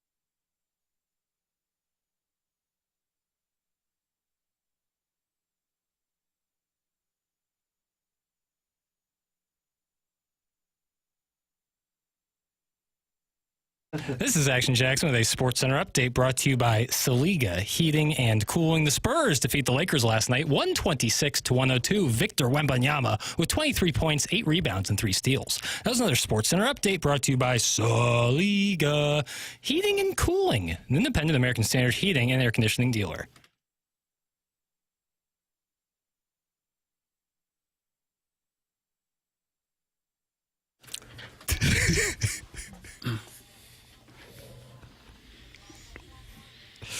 Yep, think about it. They are. Ladies and gentlemen, this program's called The Morning After. It originated in July 2004, and Doug is hoping it goes until a minimum of July of 2054. That is 54. Okay, another 30 years. This is be about 100 years old. Who's the oldest guy still doing radio? Is Johnny Rabbit still on? Johnny, gosh, he might be. When did Kasem die? He was married to Gene, and his body was being passed around the globe. There was something weird about it, right? Like they wouldn't let him, like his wife wouldn't let them bury him. That's right. 2014. Well, what was she doing with the court? Like, was it like a Ted Williams situation where you're freezing it, or is it just like on the coffee table? I just don't have that information for you. You're kind of crowdsourcing. It seems like fair. Don Imus was pretty old, wasn't he? Yeah, he had the tough run. Still going. I enjoyed when he did the shows in New Mexico, kind of like we did that virtual day. And he was at the ranch, but the rest of the crew was in New York, and everyone's like, what's that? What's that? He would just, because he couldn't quite hear what they were saying. I forgot you had an Imus. He would just, what's that? I don't really have an Imus. I enjoyed when he insulted people because they were old, sort of recess bully terms. Cottage cheese butt, like 4 eyes. And he would later got him in a lot of trouble. Well, that's true. He would later be removed by something so vile. Ladies and gentlemen, it is TMA. We're on 101 ESPN. You can live stream via the TMA STL app and watch the program at youtube.com/TMA STL. And the great thing about watching the program is that you can sit there and talk it over with 239 friends who have gathered at youtube.com/TMASTL. The Air Alliance team, sponsor of the cameras. Big Blonde Dan's talking to Joshy Tuna, Joey Vitale's Orange Scully. Doug, is it Dinksy? I don't know. Dinksy? I don't know. Tiny PP and Topher Robs. Ooh, Topher Grace, of course, was in that 70s show. Just throwing that out there. Maybe Traffic as well? Yeah, he played David Duke in Black Klansman from 2018. Yeah, we'll take your tough role. Topher Grace. That's exactly right. Jackson deep teased this, and that is a wonderful story on ESPN.com from Bradford Doolittle, and Jackson said, "Bring it up with Doolittle." The title of the article ranking all 30 MLB rosters if trades and free agency didn't exist. God. The opening line is, "What if transactions were not allowed in Major League Baseball?" And coincidentally, here in St. Louis, it actually seems like that might be adhering to that policy. He said, let's try to imagine a more severe landscape and an even more extreme version of the reserve clause era in which once an organization acquires a player, both he and the team are stuck. No trades, no free agency, together forever, or at least until the player retires. This exercise gives us an idea of which organizations have done the best job of identifying talent. The outlook changes with each passing year as players age out and retire, and the organizations ebb and flow. It's a freeze frame from a movie full of jump cuts. It works like this.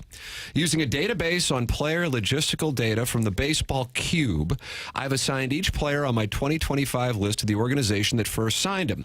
The player has to sign, so drafting him only to see him head to college programs don't count. Once those player assignments were completed, I generated depth charts and merged those with the Get a life! Get a life! This is getting you nowhere.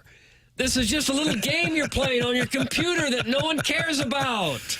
This is New Year's Jackson Eve. cared about it. He put it in the dossier. The family got a board game for Christmas, Doug. They're breaking it out. Somebody starts reading the rules, and you say, you know what, I think I'll just have a cocktail and go sit by the fire. They're not losers. This guy's a loser. He's simply judging teams based on the players that they drafted and developed. Yeah, what's wrong with that? Well, he doesn't need to say it in any fancier way than that. Well, maybe he could do a bracketology of these teams. And wouldn't it stand to reason that the teams that have that have developed the best players are those that are the worst teams because they're drafting at the top every year? Well, let's see how it plays out with Bradford Doolittle's exercise. Yeah, you're jumping to conclusions. They haven't hearing the man's work.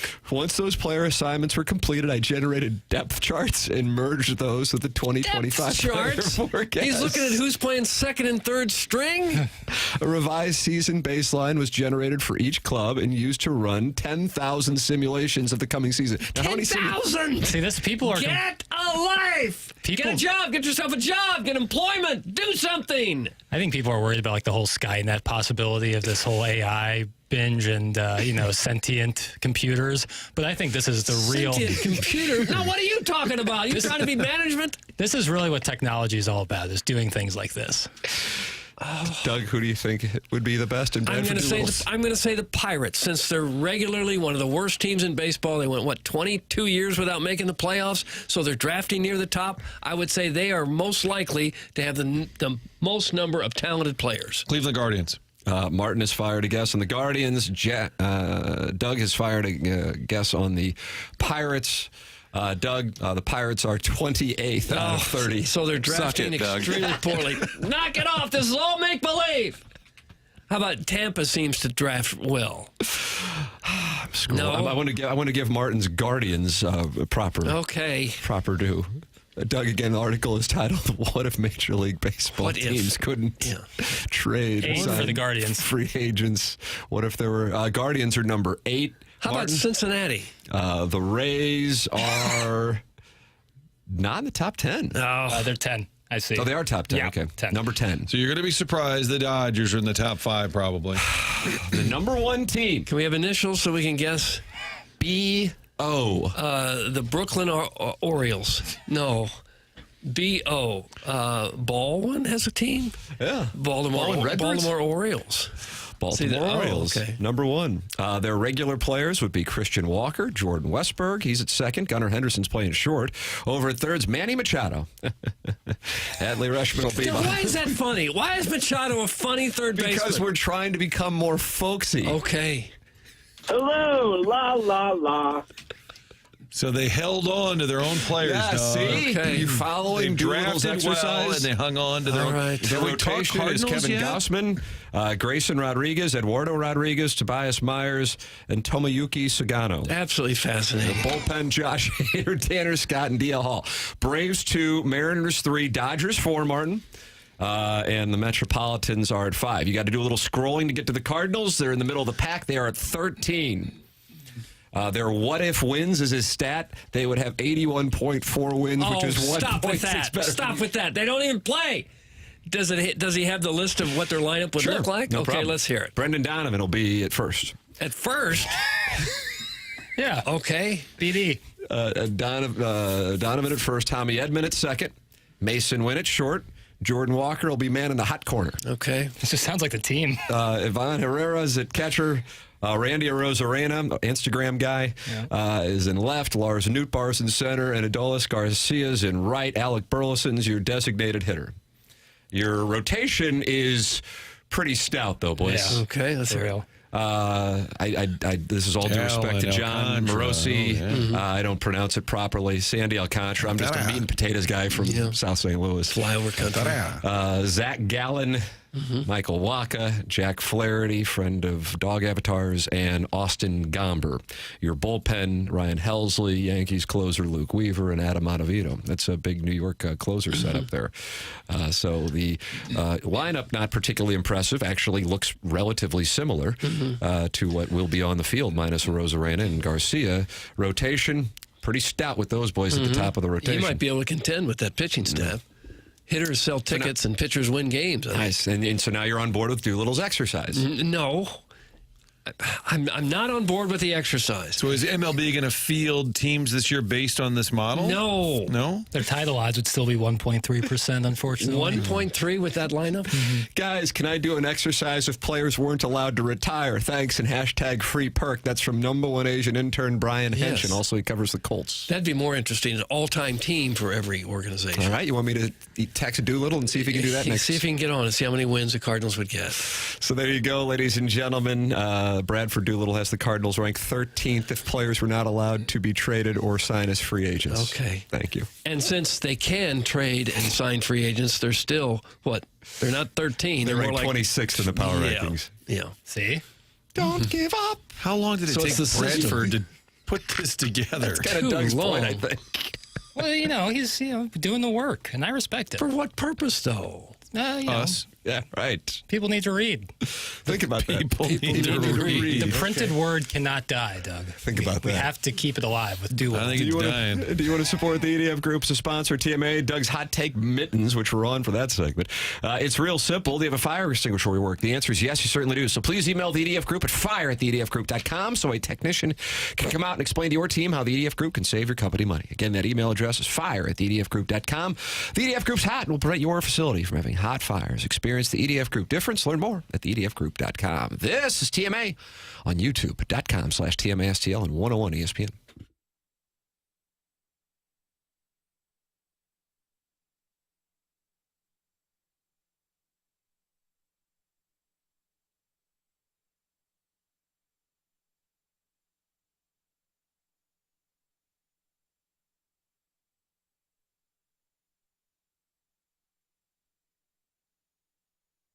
Love talking about Schnucks, your neighborhood grocery store. I sometimes just kind of hang out at the grocery store. I know that sounds weird, but you can do it. There's all kinds of things happening. They've got the grill. They've also got the great rewards program. And now it's even better. Schnucks Rewards getting personal. They've completely refreshed the program, adding more personalized touches with the new perks just for you. You're going to get personalized savings, basically custom deals on the items that you buy most. So they'll keep track of that for you. Then it pops up in your phone, part of your rewards app, and making sure when you're there, you're saving money on those items that you most frequently buy. You're going to also get that personal double points day. You can earn 4% back on your entire cart. Plus, get a free freshly baked donut on your birthday. If you're already a member, start seeing these benefits right away in your rewards app. If not, perfect time. Sign up. Download the Schnucks Rewards app to get started. You're going to save money while you're shopping for groceries, and you can do that at Schnucks.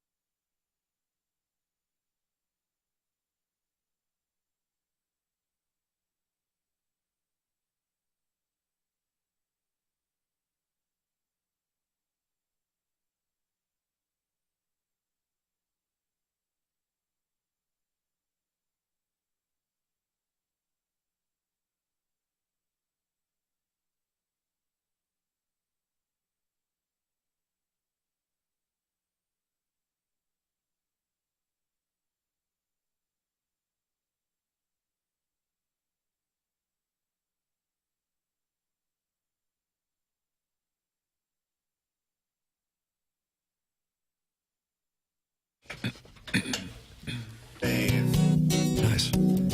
Cardinals playoff baseball, let's fill the seats with red. Time to work on magic, 12 and 12. Oh yeah, guys. Alright. I'm gonna give you the lineup. Kyle Loesch is on the mound with Molina behind the plate. Alan Craig is taking over the duties of first base. Across the stretch, last year's MVP freezes on third. Furcal's out, but Scalzo skipping calls when God is back for sure. Cardinals playoff baseball, let's fill the seats with red. Brother. What? Haunting. Based on the Eagle-Eyed Cherry song? Is that? Oh, yeah. Save Tonight, 1998, Doug? 98? I don't know the years, Tim. Good about that. Ladies and gentlemen, welcome in. It's the morning after. It airs on 101 ESPN. It's presented to you by Brown and Crouppen Fisher Window and Door Store, sponsor of our 8 o'clock hour here on TMA, a program that welcomes you to get involved by calling in the Callier and Thompson phone lines, 314-974-0101, watching the program like John Travolta is. You see that, Doug? John Really? Travolta? John Travolta? Well, it's John Tra space and then capital V I see. Volta. Such smooth voice tones in this banger is what he said. Yeah. No, he's right So on you can about watch that. it at youtube.com/TMASTL. Subscribe to the podcast, subscribe to the YouTube channel, and be a friend of the program. Call in. Chairman Kurt will get you on the air. And email in for the Design Air Heating and Cooling email of the day. The prize winter warm-up passes this Saturday, Sunday, and Monday. And then a week from Sunday, join the Fast Lane in the Rizzuto Show for the Champ Bash, Hot Shots Fenton. That is next Sunday, January 26th. Hang with members of both shows and watch the AFC and NFC Championship games. Plus, enjoy bucket specials, delicious food, tons of TVs to watch the games, giveaways throughout the day, and the Pick'em Challenge punishment on site. Champ Bash kicks off with a live 2-hour pregame show at 11 a.m., and the fun continues until the NFC and AFC champs are crowned. Don't miss this year's Championship Bash with 101 ESPN and the Rizzuto Show at Hot Shots Fenton. Next Sunday, January 26th. Get all the details now at 101ESPN.com. And be a friend of the program. Mike McCarthy out. The developing story, though, last night, Adam Schefter reporting that Deion Sanders could be in. Troy Aikman was on the pregame show before the Vikings and Rams last night, and Aikman, I mean, he's a Cowboy through and through. So when he said this, it was a little surprising to Scott Van Pelt and the others on the ESPN, would you call it a dais, Doug? The ESPN Just dais? a group of people.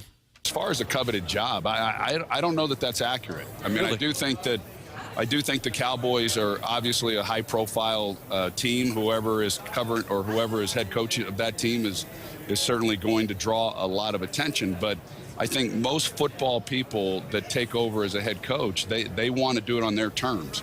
That's and fair. That's hard to do. And it's, if you take a Dan Campbell, for instance, is Dan Campbell if he's with the Dallas Cowboys? It's hard to imagine that he is. It's hard to imagine that a lot of these coaches might be. So I love the Dallas Cowboys. I played there for 12 years. I wish them well. But to say that it's a coveted job, I'm not sure I would necessarily agree with that.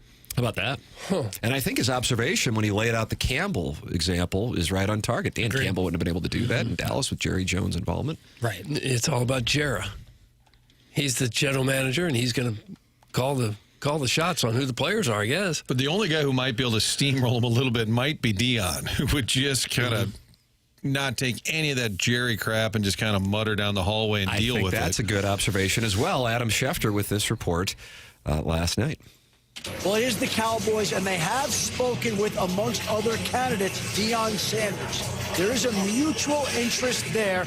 And I go back to about a year and a half ago when I had a former general manager say to me, watch Deion Sanders. There's a real possibility he may be the next head coach of the Dallas Cowboys. Well, there is mutual interest. We'll see if that amps up. But the two sides have talked. They have touched base. And we'll see if it goes anywhere. Deion Sanders is somebody that Jerry Jones knows. There's great respect and admiration between the two men. And we'll see if those talks materialize into anything further. Doug, you think Deion goes to Dallas? Probably so. And ESPN becomes solely the Dallas Cowboys network. Unreal. Unreal, the coverage. I would think he's probably going to be the guy. I agree with Troy Aikman that it's not that coveted. Do you want to go there and just put up with all the shenanigans and Jerry and his son running the show? And they've proven that they're just not good enough to be a true champion contender. If you're a hot candidate, you may not want that job. Deion Sanders issued this statement to ESPN Monday night. To hear from Jerry Jones is truly delightful, and it's intriguing. I love Jerry and believe in Jerry. I have to hang up and process and think about it. It's intriguing, but I love Boulder and everything there is about our team, the coaches, our student body, and the community. So Deion Sanders non-committal, but he does acknowledge that he has spoken with Jerry Jones. Almost sounds like he has an offer. Didn't it sound the way he said it, like he's weighing his... I agree with that, Reed. I think that's an astute read. Like it's an offer on the table that he's kind of debating what he should do? Guys, he's only going there if they get Shador and Shiloh, so I'm curious how easily they'd be able to pull that off. That's from Carlos Spicy Wiener. I think Carlos Spicy Wiener is a TMA Hall of Famer, Doug, so you have to respect his perspective because he's a Hall of Famer. I do. You can't always get all the players you want, though, at the pro level, obviously.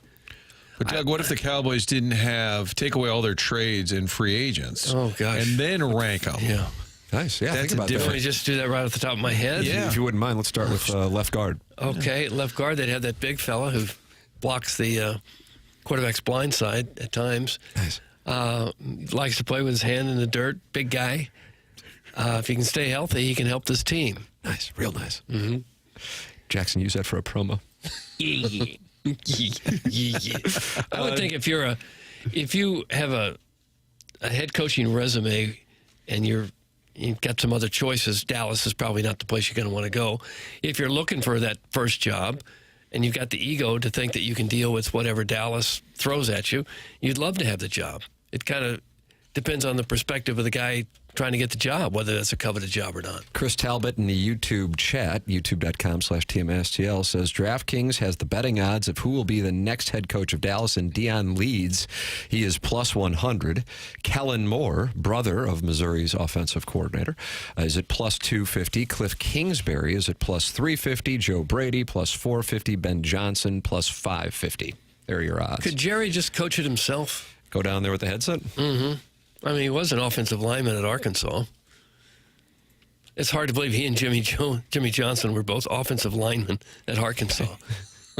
And they're about 5'11", 180 pounds. Jerry told me he loved the St. Louis football Cardinals. I love the Cardinals. I would go. What was the context of the conversation? Well, this was outside one of those meetings, the NFL meetings in Chicago, summer of 2015. Photographer Kevin Marshall and I made a strategic decision because there were multiple exits from the hotel. Sort of like the relocation guidelines and those rules. And so we had to decide, do we stand here, stand there? And we decided we had so much footage of Kroenke and Demoff walking out of a meeting. And the odds of them stopping to take questions were close to zero. But if you don't stand in that spot, you'd miss out if they did stop and talk, which we knew wouldn't happen, but you never know for sure. So we went down to this back exit and waited because there were some limousines. And the first guy who walked out was Jerry Jones. Jerry, how are you? I said, Martin from Fox in St. Louis. Good to see you again. To talk to you real quick. Of course he stopped. And I said, folks in St. Louis wondering, what's going to happen. And he said, I love St. Louis. I love the football. When I used to go to games, I'd drive up from Springfield, Missouri and go to games when I was a young man. Football Cardinals, that's a big thing. A week later, I was in L.A. It was that Oxnard summer where they practiced out there. The L.A. media swarms Jerry, and photographer Dave Sharp and I are there, and we get in the scrum. Well, I've always loved Los Angeles. Of course, I'm from the Compton area, and the Rams have always had a... So I came back, and I played the two of them back to back. Totally duplicitous. But... At least he talked. Yeah, he did. At least he tried. Give you something. Mark Davis would talk a lot, too. Probably shouldn't have, but he would talk a lot. Yeah. It's so wonderful to see Jerry and the Rams advancing in the playoffs, since that's his second team.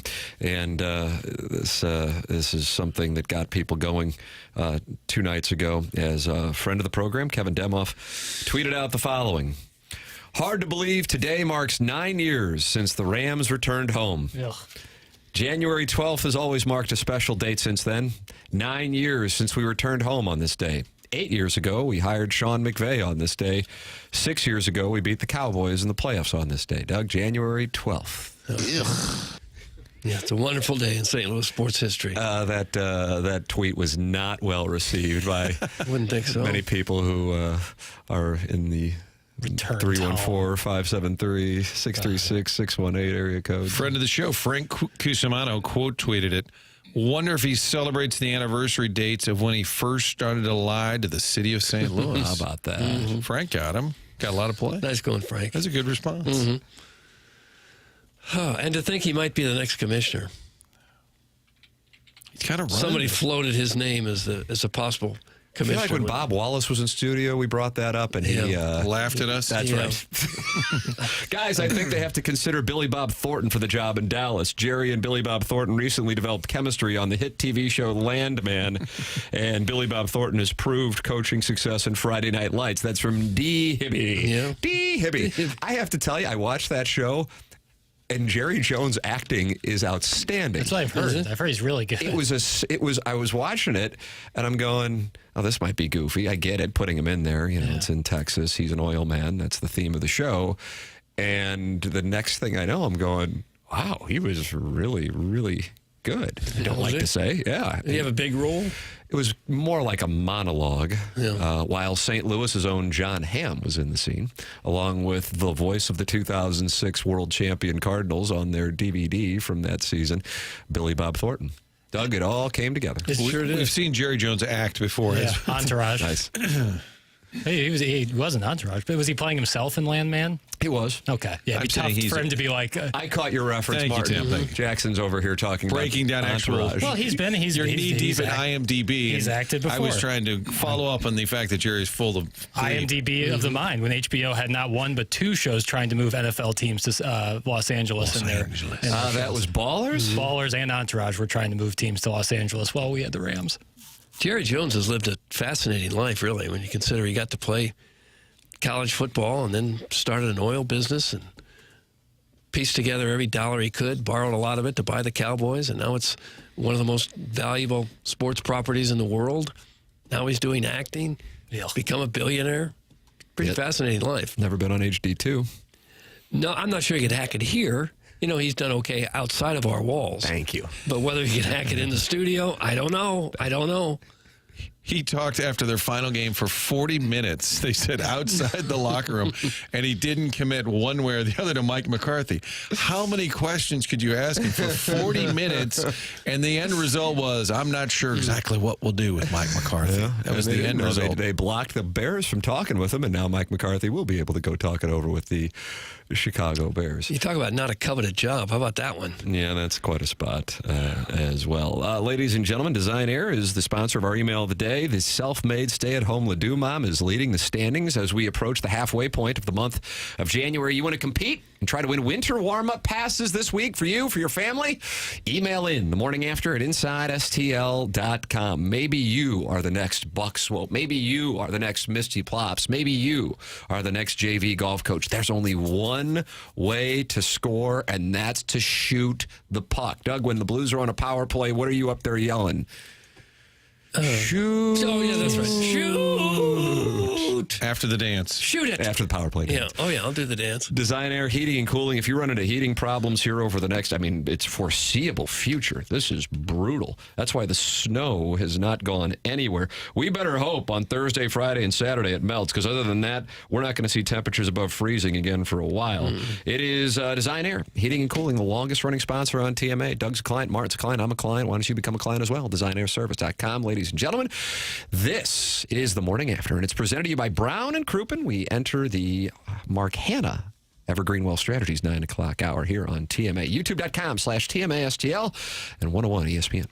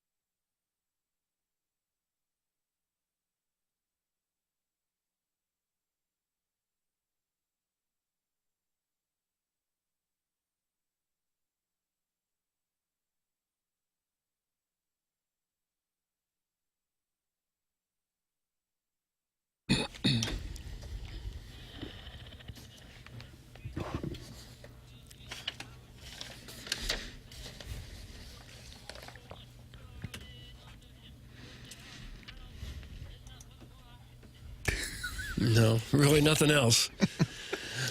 Ladies and gentlemen, it's TMA 101 ESPN. Mark Hanna is the sponsor of the 9 o'clock hour. Online at evergreenstl.com. That's Mark Hanna with Evergreen Wealth Strategies. My name is Tim McKernan. Doug Vaughn, Martin Kilcoyne, Jackson Burkett, Chairman Kurt here on the program until 11 o'clock. Jackson, you have put in your dossier Tom Brady nudging out Raiders head coach. And then Mad Dog has advice for Tom Brady. So are they overlapping in the Venn diagram, or are they just two Tom Brady specific topics? The latter. I saw the Brady news yesterday. He nudged out Antonio Pierce from the head coaching gig with the Raiders. What that means, not positive, but he is a minority owner in the team. And then I also saw Mad Dog was giving him some advice on his broadcasting. And I thought the two were born to be together on the dossier. Okay. So we're going to hear that now. Would you like to? Well, yes. Let's go ahead and hit the lever, please. All right. You know, the issue that I'd have with Brady and all analysts is that they want to tell you too much. Tom, like everybody else, wants to analyze every play, every minutia of every play. And, sometimes simple is the way to go instead of being, over analytical. Sometimes just talk less helps, and no announcer does it. Tom doesn't do it either. I mean, he breaks down every play backwards and forwards. He's going to give you everything he's got on every play. Mad Dog. Kind of ironic. Mad Dog saying to talk less. I feel like Brady has kind of settled in where nobody really hates him and nobody really loves him. If anything, maybe it hasn't been as big of a topic as I would have guessed. I was watching the Packers-Eagles game, at which he was on the call of, and the very first play, of course, the Packers fumbled the kickoff. A, I thought they recovered it, but B, he kept saying, helmet right on the ball, take it down. It looked to me like he smashed his helmet directly into the Packers player helmet, and no one was talking about it, and I was like, what am I missing here? And Brady kept saying, head on the ball, head on the ball. I was like, what are we talking about? So maybe I'm off. So you want his skin? No, I just doubt that he's going to keep doing this. Oh. Like, I don't see... I'm not sure the league will let him, ultimately. Yeah, with the Raiders ownership. And in the New York Post, along the lines of the story on Brady nudging out former Raiders head coach Antonio Pierce, the source in the New York Post says, quote, "This is Tom's show now." Mark Davis is the majority. Brady's a minority shareholder, but he is active in the ownership group. Martin, do you think Tom Brady is calling games 2 years from now?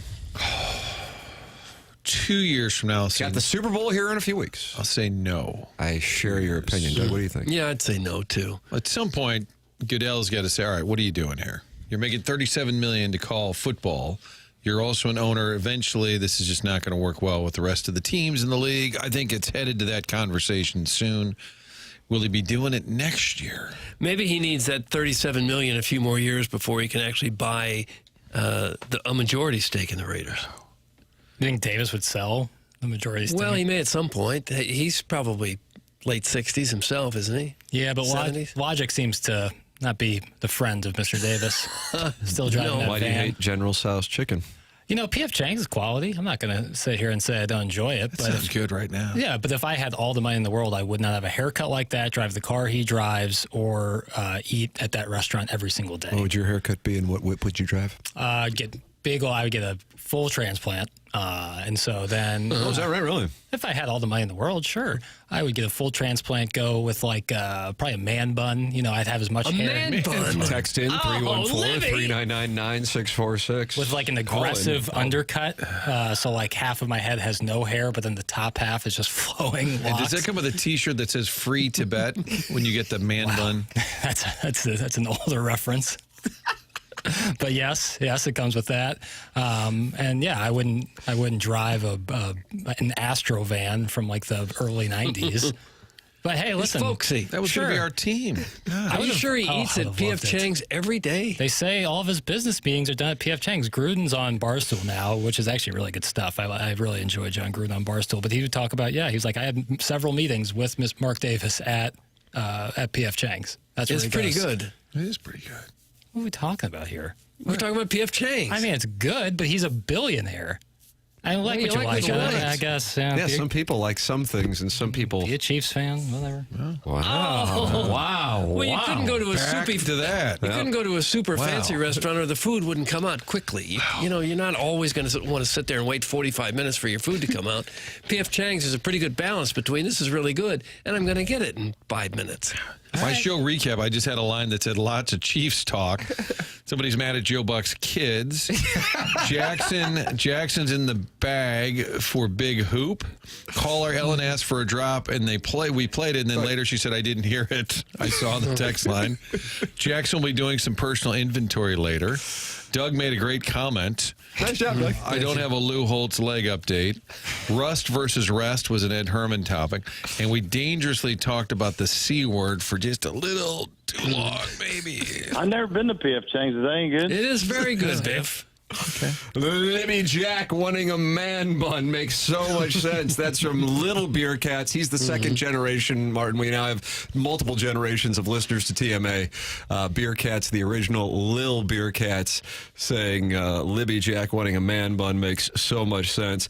Ernie Bjorkman says, sounds like a Libby Jacks wants the Brenda Warner. What a cuck. That's from Ernie Bjorkman. That haircut sounds sexy, Jack. Thank you. The man bun talk reminded me you can make my text name Man Bay 2004. Thanks, babe. You're the best. This gentleman wants the name Man Bay _ 2004. I think it is available. Yeah, you can have You that could one. want a man bun? My point, Well, you could have one now. No, I could not. The Yes, you point could. the point on the man bun is not necessarily about the man bun. It's having enough hair and specifically in the crown region to where I could, kind of like a show off. Yeah, I move, could like- manufacture I think a you have bun. it now. No way. Take the hat off. Let's look. No shot. I sported this exact cut Good. you're talking about for years. You had the man bun? Yeah, and Why? I did the no hair on the side and the back, and it ended up being more of a nub. So I would advise against it, even if you're able. Chester McNaughton is on the line, and he wants to talk about it all. Hello, Chester. Chester. How are you, boys? We're fine. You? I'm thrilled. I'm dialed in on a Tuesday, but I didn't know the snowcation continued. Jackson's topics today are absolutely boring me. Oh, no. So it's on him, though. It's not us. Really? Let me get this straight. I've got Jerry Jones, a necro radio announcer, Tom Brady's man bun, and my ears have started. I haven't had it happen since the last time my ex played Barbara Streisand to get my screaming child to bed. Oh, you doing material? No, you like it yourself. We're back. He immediate chuckled himself. Hello, Vivian. No, I love you guys. You guys have actually, I have a new job, and so I've been actually able to listen to you guys more, and I've been listening for the past 5 years since I moved to St. Louis. So, God bless you. Where'd you move from? Where'd you move from? I'm actually a Boston native. Oh, wow. Oh, wow. Did you enjoy Boston Sports Talk Radio? Is at least is considered really good, but maybe you are you a native of New England? Yes, I am. Okay, what do you think of, because what, they have WEEI, am I right, Martin? And then there was like Yeah. 98.5, the sports hub or something? You guys could be considered canonized for sainthood with how nice you are considered to what it is back there. If the Red Sox lose one game, the entire city burns. So, let alone against the Yankees. So is that the hosts that get that going, or is that the fans' nature? It's both. Yeah. Absolutely both. I had a close friend here that actually went to a Red Sox game against the White Sox this year at Fenway, and he absolutely did not understand how bad it can be if you speak out against the Red Sox. Somebody in his section did so, and they got the brunt of it. And it's a completely different animal up there, and it carries over to the radio. You guys have cheeky fun here. People call in screaming at the top of their lungs when somebody loses. They want heads to roll each and every single game. And this lasts for 162 games. So it's a lot of fun. Cheeky fun, Tim. I do like that. I like that. It might be the title of the segment, Chairman Kurt. So you got the world champion Celtics. I mean, you've had a hell of a run over the last couple of decades up there. Of course, the Red Sox, Patriots with the dynasty, Bruins won a cup. What would the order of the popularity of the four major teams be in Boston? Chester McNaughton. It is always the Red Sox. When the movie The Town called Fenway the Cathedral of Boston, that's 100%. Like that's number one. 2 is the Celtics. Patriots are now up there, but then you're also at. I would put the Bruins at 4th, but that's just us. So.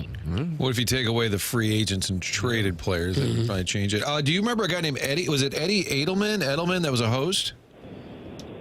Yes. Because Kachuk used to tell me, Marty, this guy Eddie makes all this friggin' money and he just talks about clam chowder instead of sports. I'm like, that's the move. I would love to tell you this, and I've got red hair. I'm Irish Catholic, all the goods. I'm allergic to shellfish. Oh no! That's for sure. No chowder for you. That is. Yep. God had a sense of humor. All right.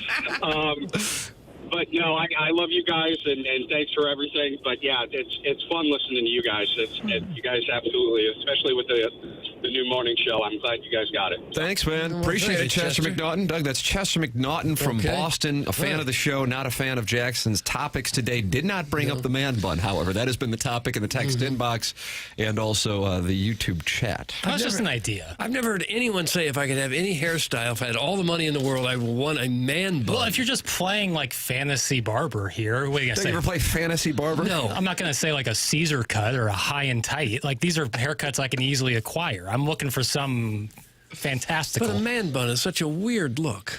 Says you. Well, says most people, I think. You don't watch enough EPL. Dudes I don't. Are always man bunned up. Man bun. Man bunned up. Yeah. Or just like long, kind of flowing locks. You know, that'd be nice. Okay. Let's see. Diddles the Piddles just texted in. What are you, sideways with Diddles the Piddles? What kind of name is that? You're the one who saved it. No, but just like imagine the guy like is like at his job, at his desk, and he goes over to his other buddy who listens. He's like, "You hear my text? I'm Diddles the Piddles," and he says that in an office. What if you called him with a prize pack? Called his work. Yeah, I'm looking for Diddles Piddles. Exactly. Jackie Boy just wants a man bun so my old lady has something to grab while she's strapped up. Doug, that's from Diddles the Piddles. Is he insinuating deserve that his wife is dominating me? That's exactly what he's insinuating. And he's also insinuating he's going to go after Arbor Day for the 2025 Texter of the Year. That's baseless. It's baseless. Blues and Flames, 7 o'clock. Blues and Flames, 7 o'clock. But on that topic, that is baseless. I don't get dominated. Doug, my dream haircut is whatever Tim is sporting. Thanks. That's from Little Beer Cats. Low. It's a low fade. Yeah, my 2-year-old is at a point now where he keeps asking me what happened to my hair. Oh, he does. Yeah. And what do you tell him? What do you tell him? I tell him, I hope for your sake you don't inherit these genes. And I'm talking about everything I'm bringing to the table. Ladies and gentlemen, get involved on the program like Chester McNaughton did. We take calls from Bostonians. We take calls from Californians. We take calls from St. Louisans. Right. Get involved. 314-974-0101. The Collier and Thompson phone lines.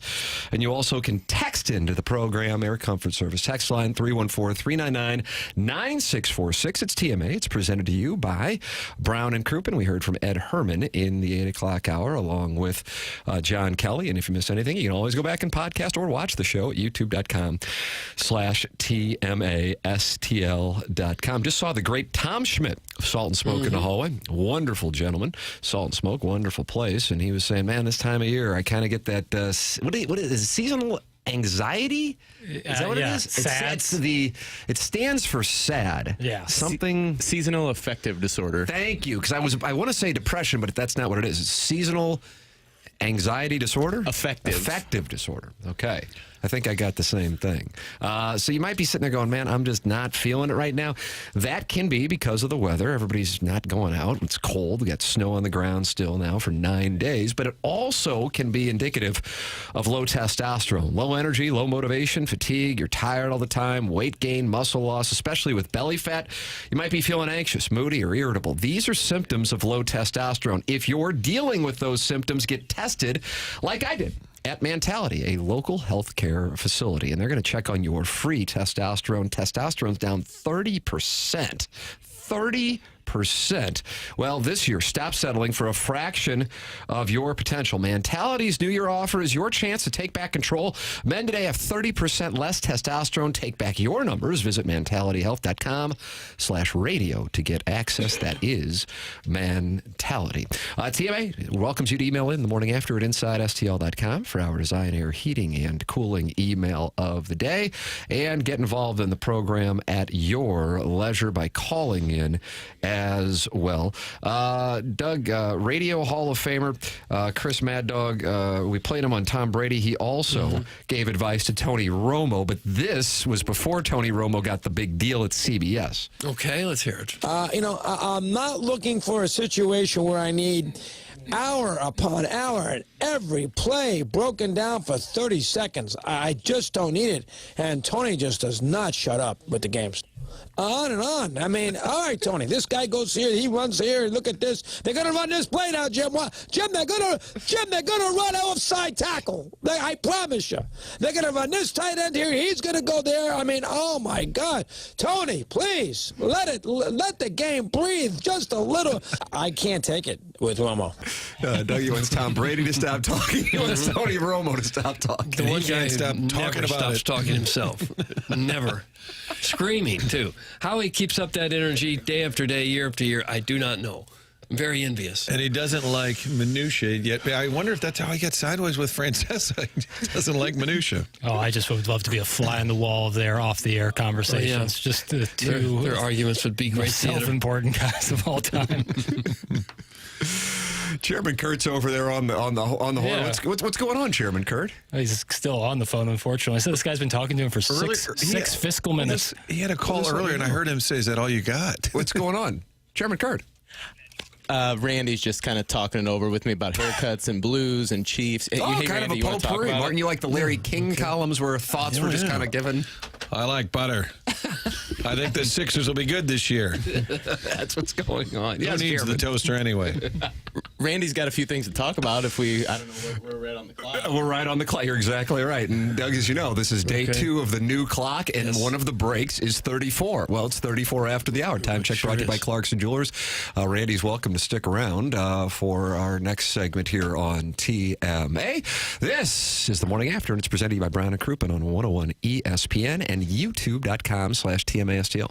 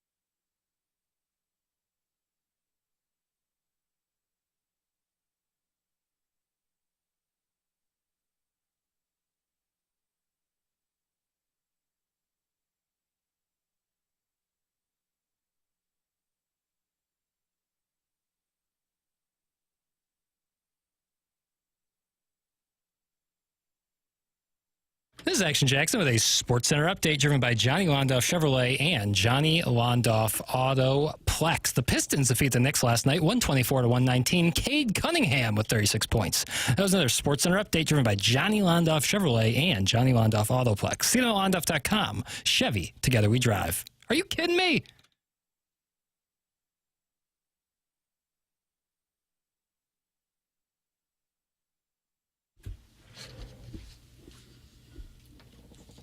Doug, you like Falco, Rock Me Amadeus? Well, it's okay, I guess. It's a little raucous. Kind of a banger. It is a banger. That's why it's my theme song. Anytime I do trivia night at St. Gabriel's, this is my walk-up music. Hey, play this. Really? You demand it, or you don't show up? I think at this point, it's kind of understood. And you kind of shuffle, you kind of sashay your way up there, bobbing your head. Like Stephen A. walking into the NBA Finals. Yes, that's a nice play. Ladies and gentlemen, it's TMA, and it's presented to you by Brown and Crouppen. We're in the Mark Hanna Evergreen Wealth Strategies 9 o'clock hour. Call in. I understand Randy has done so on the Collier and Thompson phone lines. Yep, 314-974-0101. Chris Rowan still mad at me in the YouTube chat, Doug. He wants to clarify, Martin, he did not want us to attack Joe Buck's kids. I thought it was a typo. Joe Buck's kiss Chiefs? No, kids. He says, I never wanted you to attack Joe Buck's kids. I was calling out your BS over mocking, ripping people, businesses almost every day of Chiefs. I don't know what that means, but I read what's in the prompter. It's just stupid to be that upset and bothered by it. That's Chris Rowan. Okay. But again, my premise is if you enjoy the Kansas City Chiefs, enjoy the Kansas City Chiefs. I personally don't, and I don't care if somebody likes a team, whether it be the Chiefs or the Kansas Jayhawks, for that matter.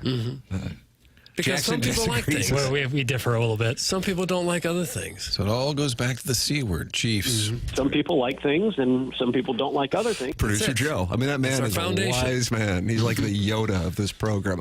Randy's on 101 ESPN and youtube.com/TMASTL. Good morning, Randy. Hey, good morning, y'all. Morning, Randy. How y'all doing? Wonderful. How are you, sir? I'm not bad. I'm just, I'm like I was telling whoever I was talking to. You're talking to the chairman, Chairman Kurt. Okay, sure. How you doing? Chairman, how are things?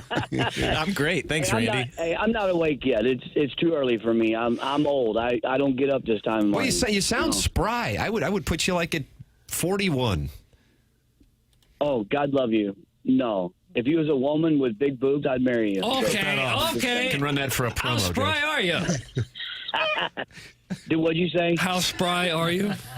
I'm 56, sir. Okay. That's pretty spry. Well, that's not old. 56 is not old. I know. I feel like I'm 90, though. Were you up late last night? Well, yeah. I after the crappy Rams won, I drank like 6 beers, and I thought it was a dream. I had to pinch myself. All right. I'm my kind of guy. But hey, let's talk Blues. Like I was telling somebody, I think I was telling you, the Blues need to get it together. They need to figure it out. They need to get it together. Yeah, all right. We could probably call down there. Randy, who was your solution? Okay. Randy, when you and I were chatting, you had an idea for a personnel move that you kind of thought might help things. Do you want to share that with the crew? Oh, my God. I said to him, could Chuck and Marty Brodeur, probably one of the 2 best players. I've actually met Marty Brodeur, and like they say when he walked into the locker room, he just kind of walked around with his chest pumped out. He's like, I'm Marty Brodeur, and the guy looked at him like, who are you again? He goes, this is before they won the Stanley Cup. He goes, I'm the guy with the Stanley Cup. I'm like, wow, that is awesome. He's like, that's Marty Brodeur, a good goalie, that has Stanley Cup wins. I'm like, you go ahead, Marty, preach on, man. Randy, did you stop drinking last night? Nah, why? No reason to. Okay. Well, Brodeur's too old to play now. You want the Blues to get him now? I'm just being sarcastic because, you have poor Jordan Bennington, and I really do think when his wife had the baby, I think Jordan had the kid. I really do. What does that mean exactly? His game went south, there ain't a man alive that's in that building right now that doesn't understand what I'm trying to say. I'm just trying to be real. It's the honest God truth. All right. Well, I wasn't completely sure what you meant. Randy, have you ever called into the morning after before? I'm new here. Yes, it was, but I've actually called in when my buddy Randy Curriker and what was her name, Michelle Spaulding. She was in studio last week. She was in the studio. Yeah, she was doing her show, for ESPN from here in the building, and she came in, or maybe that was 2 weeks ago, I guess, actually, Randy. I love Michelle. Michelle is she's a good person. She's got a great head on her shoulders. She's very smart, very intelligent. She is. She's very talented, and she's very kind. You're exactly right, sir. And you know what?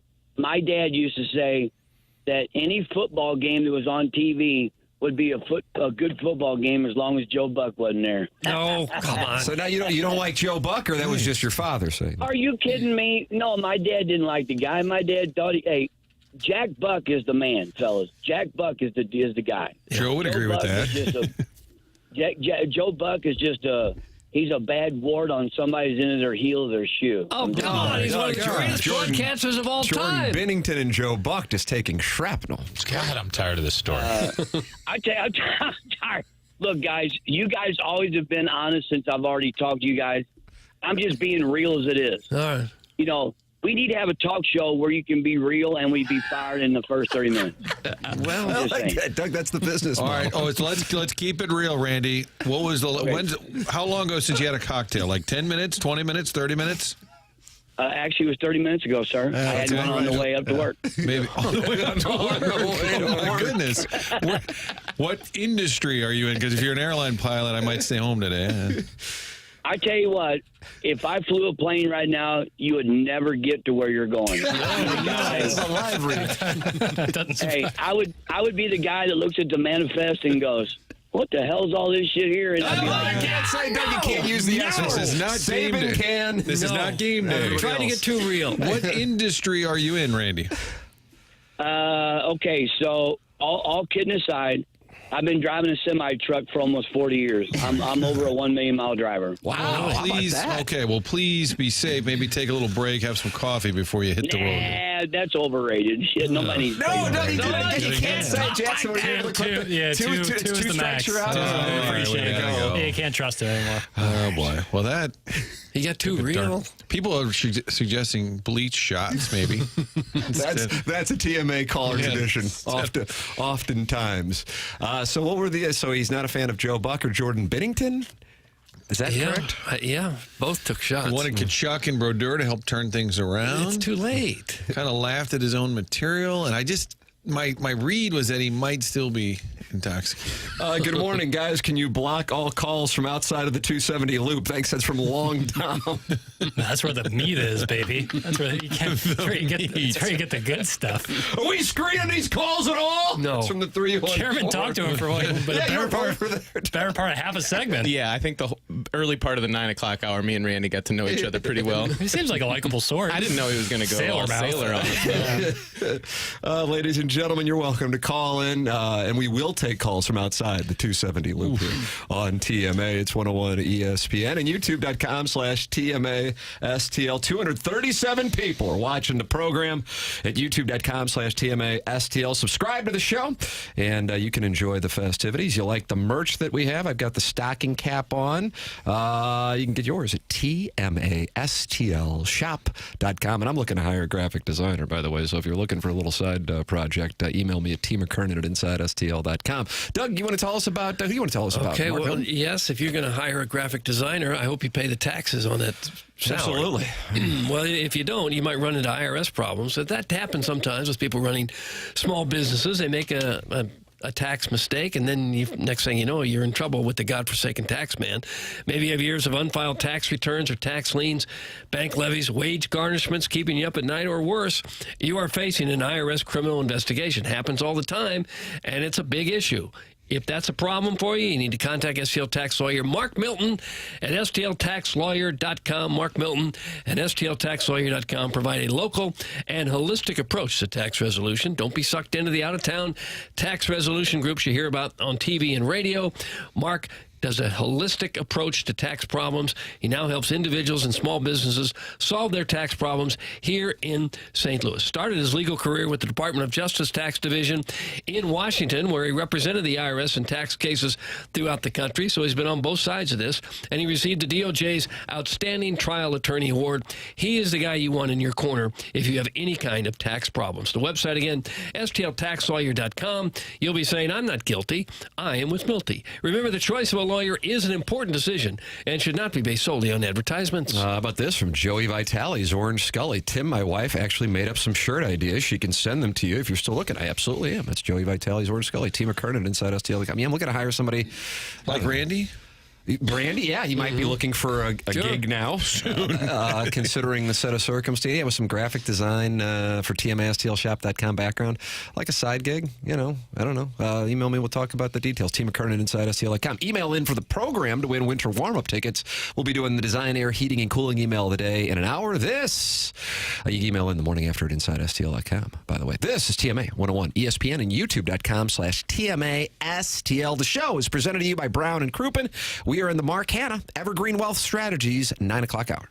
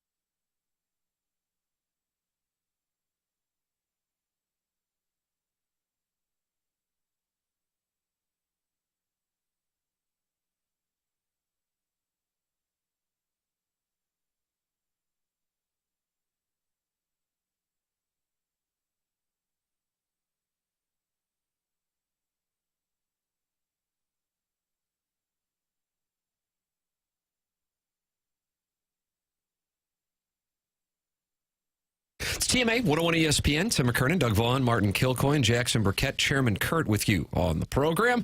We welcome you to participate in the show. Call in, Callier and Thompson phone lines, 314-974-0101. And email in for our Design Air Heating and Cooling email today, which comes your way in about an hour. We're giving away winter warm-up passes for the email of the day festivities that come your way at 10:50. Compete against the greats. The standings, stay-at-home, self-made. I apologize. Self-made stay-at-home Ladue Mom has 3 wins. Buck Swope with a win. Misty Plops with a win. Doty's Takeaway with a win. The Degenerate from Jefferson County with a win. And TMA Walrus #1 with a win. That is your standings here on January 14th. 2025. We have the final 8 in the NFL playoffs. Joe Buck, Troy Aikman. Joe Buck taking shrapnel from caller Randy in the previous segment, but he still was on the call last night of the wild card game. Here is Joe Buck and Troy Aikman alarmed by what was going on with the coaching staff of the Vikings last night on the down 18 in the fourth quarter. Vikings, I assume, are aware they're down 18 points. I was kind of thinking the same thing. I mean, they're running the ball. They're slow to the line. Minnesota has kind of conceded this one. I mean, they're in no rush to get the ball snapped. That is the 11th tackle for a loss. They might have been fearing for Sam Darnold's life at that point. They just thought, let's just get this over with. But I mean, 18 points. Why not just go? I thought it was. I found it to be quite odd. Their cavalier approach to the entire fourth quarter. I don't get it. Sam Darnold, I saw, was asked following the game about the season, the progress both for him and the team, and he goes, "Hey, when it's all said and done, you're judged by what you do in the playoffs in the NFL." And I agree with him. Hey, good for him. He's not spinning it. And it's one thing to lose. I think what stands out in particular for the Vikings and the Steelers, considering where they both were through November, is the way that it ended with the Vikings having an opportunity to be the #1 overall seed and just playing like garbage in Detroit. And then last night in Arizona against the Rams to only put up 9 points. I mean, that colors both the fan perception that we're just doomed and then the Darnold perception that was an outlier this year. Vikings have lost their last 3 playoff appearances. And the Chargers got beat bad, too. And Herbert threw, 4 interceptions? He threw 3 during the regular season? Yeah, he did not look good. Sometimes things just unravel quickly in a playoff game. Well, Darnold, specifically, they were talking about this on the broadcast last night, too, that he's probably cost himself a decent amount of money because he's obviously likely going to be shopped around because they have J.J. McCarthy, top pick, sitting there, and that's who they kind of want the future to be. I don't know if they want the future to be Sam Darnold. And certainly he's increased his stock, but not like what it was when they were sitting there with a chance to be the #1 seed. Kevin O'Connell was also a hot property. Remember the talk about him being traded, and he said, I want to be here, I want to stay here. Their last 2 games are big games at Detroit. They laid an egg last night. I mentioned it earlier, Kurt Warner basically said he choked in the moment there, basically said that. When they went for it on 4th down, gave the ball back to the Rams, and then they scored to go up 24-3. And then that weird fourth quarter approach that Joe Buck points out and Troy Aikman, your season's on the line. You do everything. You start chucking it 80 yards, do anything you can. It felt like O'Connell sort of froze in the moment. I don't know. It's like a college coach who's trying to manage the deficit to make the optics look less grotesque than they actually were. A Signetti. Yeah. Or Drink sometimes. Well, Drink in 21 against A&M was one that stood out to me. I'm like, Kansas you're just State kind of managing. Yeah, the Kansas State thing. It's playoffs. This isn't college. You're not going to be ranked. I know. You go balls to the wall. What else you got to lose here? How about this little anecdote, which I think is something of note that speaks to sports gambling and sports casting and the marriage. What an analyst makes a prediction about what a player might do in an upcoming game. Does the analyst really believe in that pick? Not necessarily. especially if it's Jason Kelce. Shortly before the Monday night game between the Vikings and the Rams got underway, the Monday night countdown crew made their choices on the ESPN prop bets. Scott Van Pelt says to Jason Kelce, Jason, you're up first. Touchdown passes for Matthew Stafford. What's the number? He says, I've got 2+ touchdowns because they told me to. After some laughter on the set, Kelce explained, I don't like picking touchdowns before offering a slightly deeper extension. But listen, Matthew's my guy. I think he's going to get 2+ touchdowns. They got a week of rest. I think he's going to come out firing all cylinders. They got him 2+ touchdowns on the Monday playbook. Ryan Clark then offered his pick. I'm going to go Kyren Williams, 80+ rushing yards, not because anybody told me to, but because I actually believe it. In other words, the prop bets that are obviously sponsored, are they being told to take things and then give it off as if it's gambling advice? And then is there some kind of, and I use this term very loosely, fiduciary responsibilities to listeners if you're talking about gambling advice to truly believe what you're saying. Martin, I don't know if you're aware of this. You are not a degenerate, unlike myself. There is a hot industry right now called the tout industry. Touts. Jackson actually subscribes to a guy and pays for his picks. And what's that guy's name? Sakes. Bear down. T-A-U-T? Yeah, bear down, cuz. My guy. That's Jackson's guy. Bear down, cuz. No, he's not my cousin. Kyren Williams, 76 yards. So he just missed the 80. Cats and dogs. Stafford did have 2 touchdowns. How much do you pay this sodbuster? $3 a month. $30 a month? $3 a month for him to tell you who to gamble. Single he's profitable. Does he publicize his record? Yeah. He does. Mm-hmm. And what kind of ROI are we talking here? He's better NFL than college, but I like that because I feel like I have a better read on college than I do NFL. I'm going to find out what his record was for this year. Shout out to Bear Down. How did you find out about Bear Down? Bear Down works with a bunch of the guys who do Bob Does Sports, which is a golf channel on YouTube. You like that Fat Perez? Fat Perez. He's got his wedge game is unbelievable, and he does a lot of work with them. And so I found out, started supporting, and he makes him some money. I'm telling you, he just makes you some money. I'm trying to find out. What was that about? I don't know. I'm trying to multitasking with my ADD. So if $3 a month. If he hits it big, he'll get that man bun. Yeah, there's a lot of things I'd buy before hair. Just being honest. But you don't need the hair. You've got a full head of hair. I'm doing okay, but there could be better. Have you seen some people's hair out there? Goodness gracious. I have seen some people's hair. Taking a shot? I know, that's what I'm saying. Like you're in no trouble right now.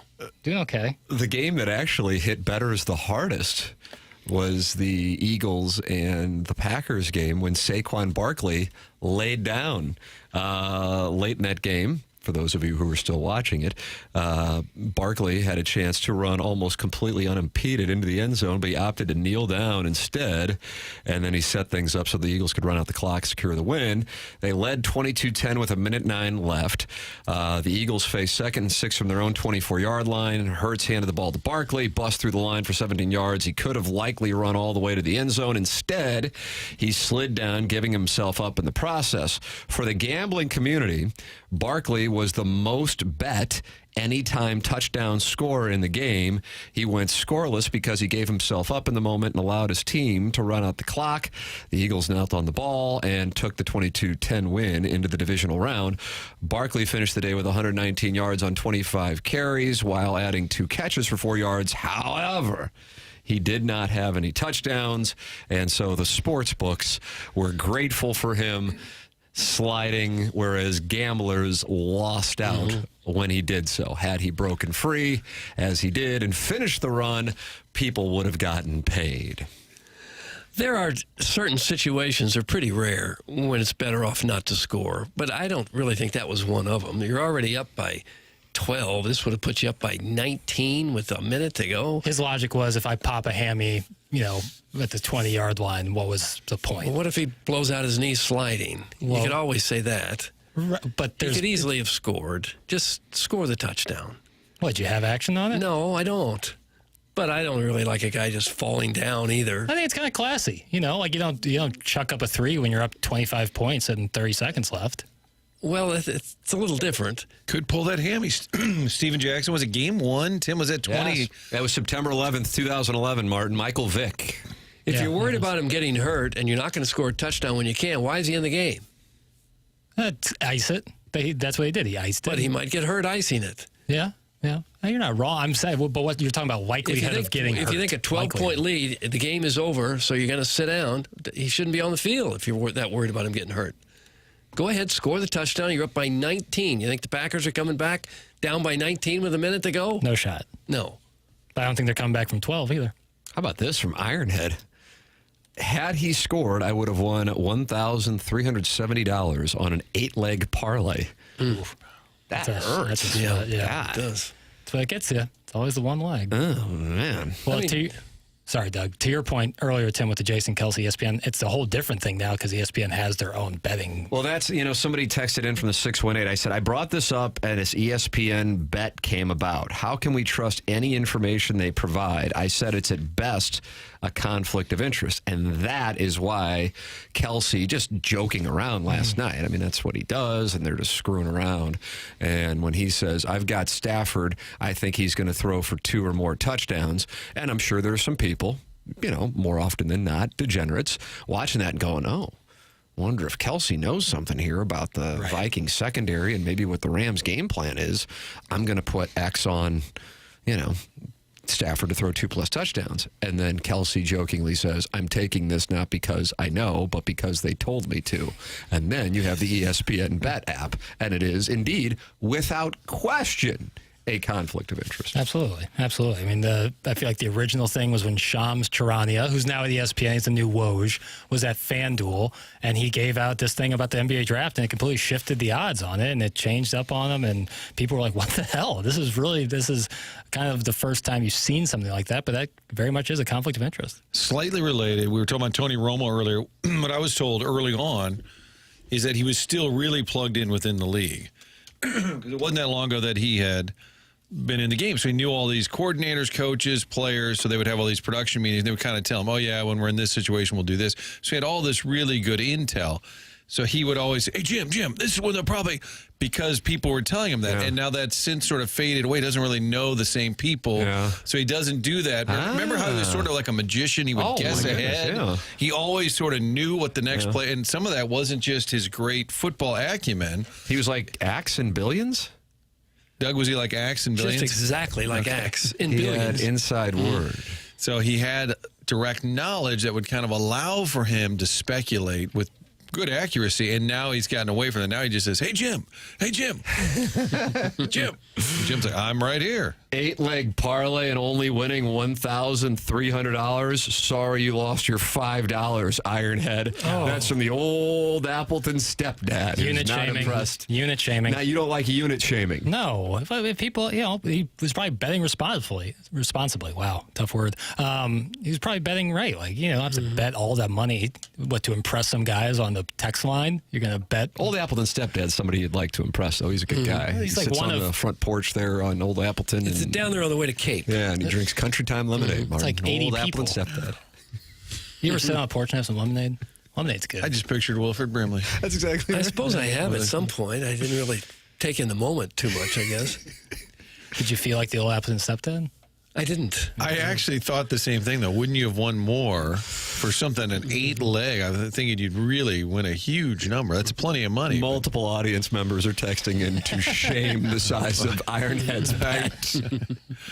They did the math as fellow gamblers going, okay, an 8-team parlay, that had to be like a $5 bet. Jackson's really upset about that. It's like, well, let the man live, let him do what he wants to do. Tim, he wrote back, I'm just screwing around for fun to watch the game, brah. Yeah, agreed. BRUH. Yeah, he wrote back. You don't have to put your kid's college fund on the game to enjoy it.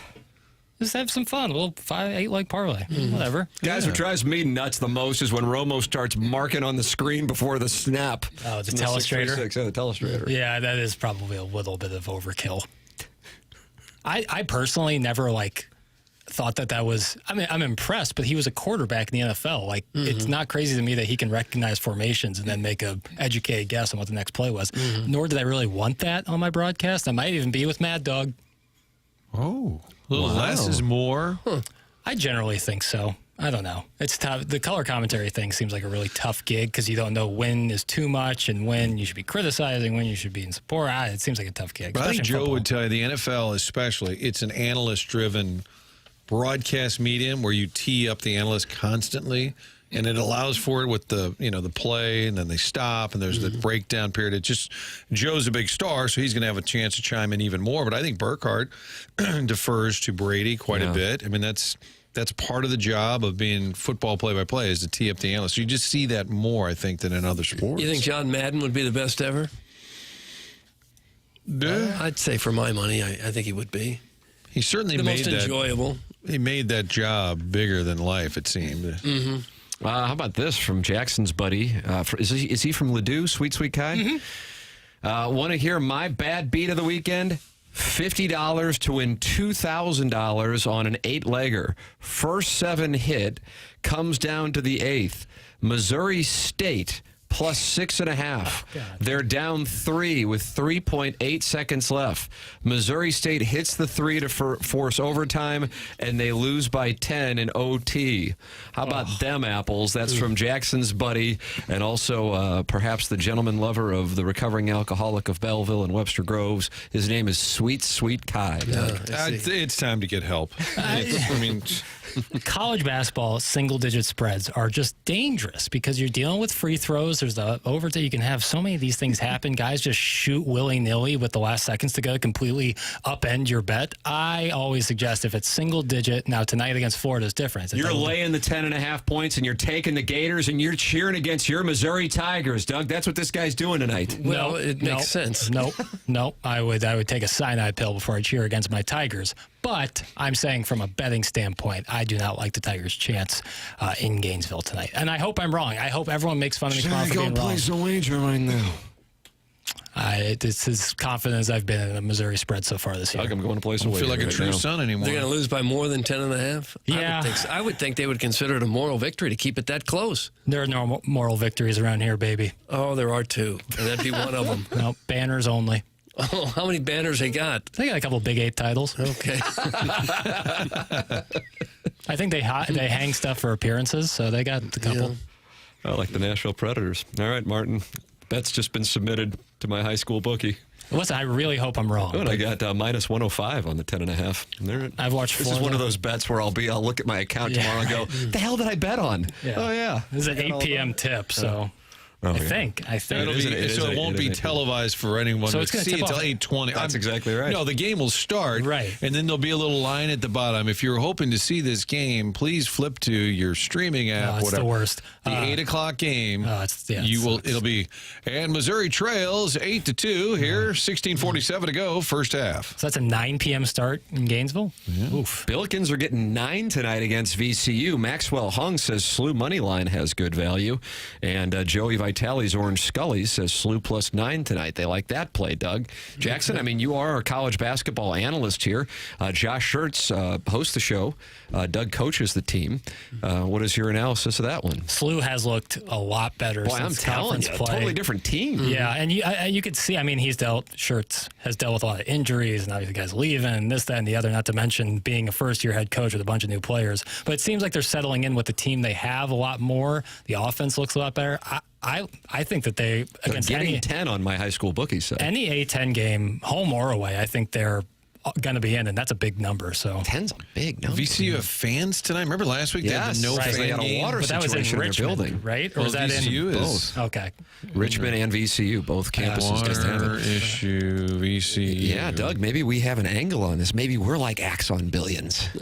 Because they have a water issue? Yeah. he dressed really well. And inside information. I really like the way he dressed. Damian Lewis? Yeah. What about Paul Giamatti? A lot of candle wax. He wore a lot of candle wax. How can a gentleman wear candle wax? You go to certain basements. I don't think get he's that. insinuating S&M play, and it sounds like you're kink shaming, and I've got a problem with that. No, it's just something I wouldn't want to wear. A lot of leather. That's fine. But what if Doug comes in here in a leather gimp suit tomorrow? Are you going to say Who something? says I won't? See? That would be the greatest day in the history of man. If Doug walked in the gimp suit, didn't say anything, and then when the show started, unzipped the little mouth hole. Oh, God, so creepy. Where would you even get a mask? The look on Martin's. You're asking where one gets a gimp suit? Yes. Kurt, we have some listeners that I know for a fact have one that you could borrow. I don't want to borrow it. I'm just asking where you get keep that. it. You want it for stuff. keeps. You probably could have got one when you guys were underneath or down on the cobblestone. The landing right beneath us, Doug. Yeah. Missed my chance. Do you think they rent them out like tuxes? Like you can rent a gimp suit? I would think so. Business opportunity. The smut shop. Right next to the Show Me's. That's right next to the Show Me's. Martin, you got onboarding, right? Yeah, I got to go. We're starting to rent gimp suits. I think I better go do some training. Send your emails in the morning after at InsideSTL.com. Martin Kilcoyne back tomorrow. We're back for the Munganess St. Louis Acura, Munganess Burkett, Alton Toyota 10 o'clock hour. This is TMA on 101 ESPN.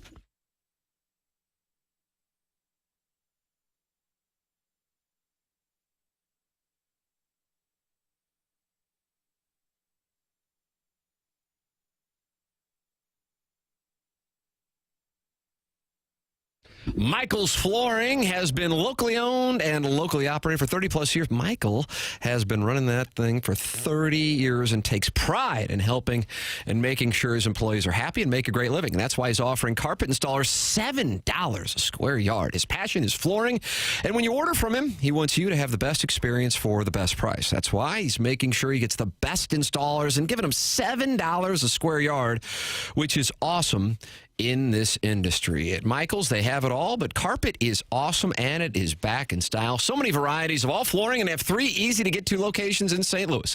They're in Creve Coeur, and then they're in Darden Prairie, and then they're in St. Peters. And if you are interested in their product or working for them and getting $7 a square yard, go to Michael's at IGotFloored.com. That's Michael's Flooring, IGotFloored.com. $7 a square yard for carpet installers at Michael's Flooring, IGotFloored.com.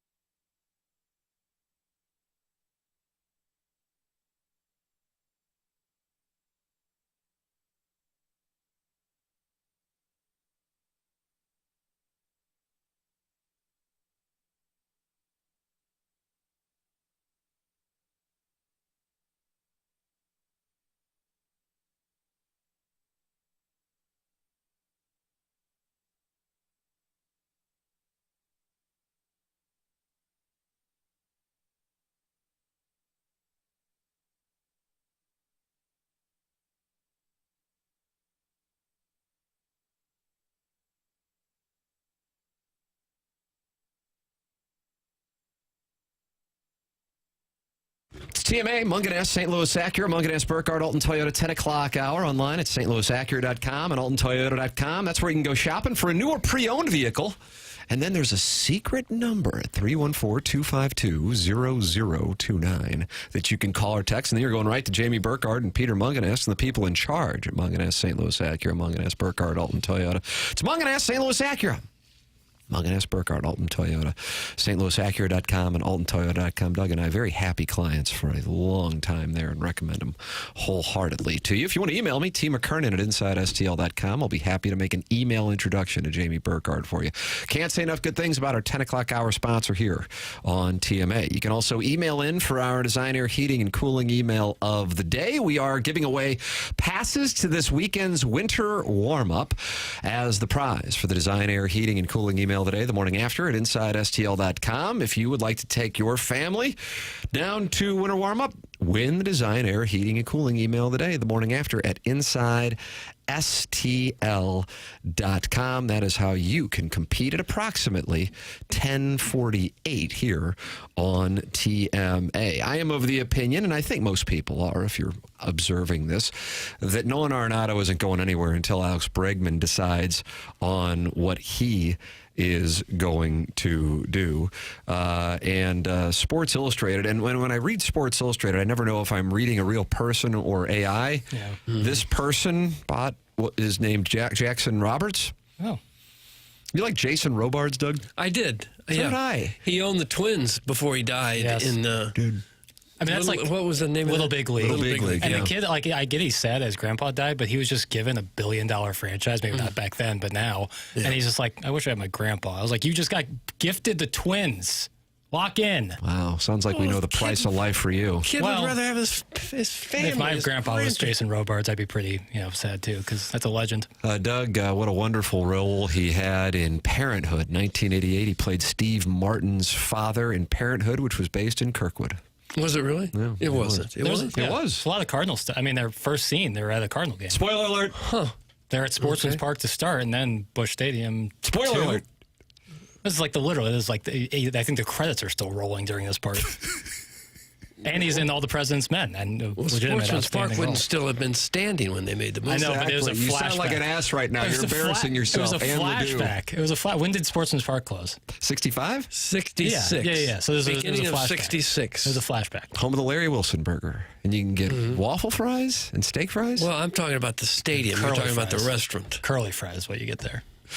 Closing time may not be here yet. Closing time. Semisonic. Doug, hum a few bars. I'm not going to. Closing time might not be here yet, or opening day in this case, but it's definitely approaching. And the Red Sox and Alex Bregman are just staring at each other from across the room. I kind of like this. Bregman, who was a two-time All-Star third baseman in his 9 years with the Astros, hasn't gotten the offers yet in free agency that he initially hoped for. Boston, like his last best bet to clear the $150 million mark, except the Red Sox appear to be playing the waiting game, hoping the price tag comes down. What if, in some way, the Red Sox are actually hoping to lose the Bregman sweepstakes? There's a free agent hitting the market next winter who could flip all their plans upside down. See, this is what I see from Red Sox fans. This is the guy they really want, and it's not Arenado and it's not Bregman. Vladimir Guerrero Jr. of the Blue Jays is one of the best right-handed hitters in all of baseball, and the Red Sox know right-handed power is their biggest weakness as an offense. He's also a lot younger than Bregman, entering his age 26 season, while Bregman will play most of the year at 31.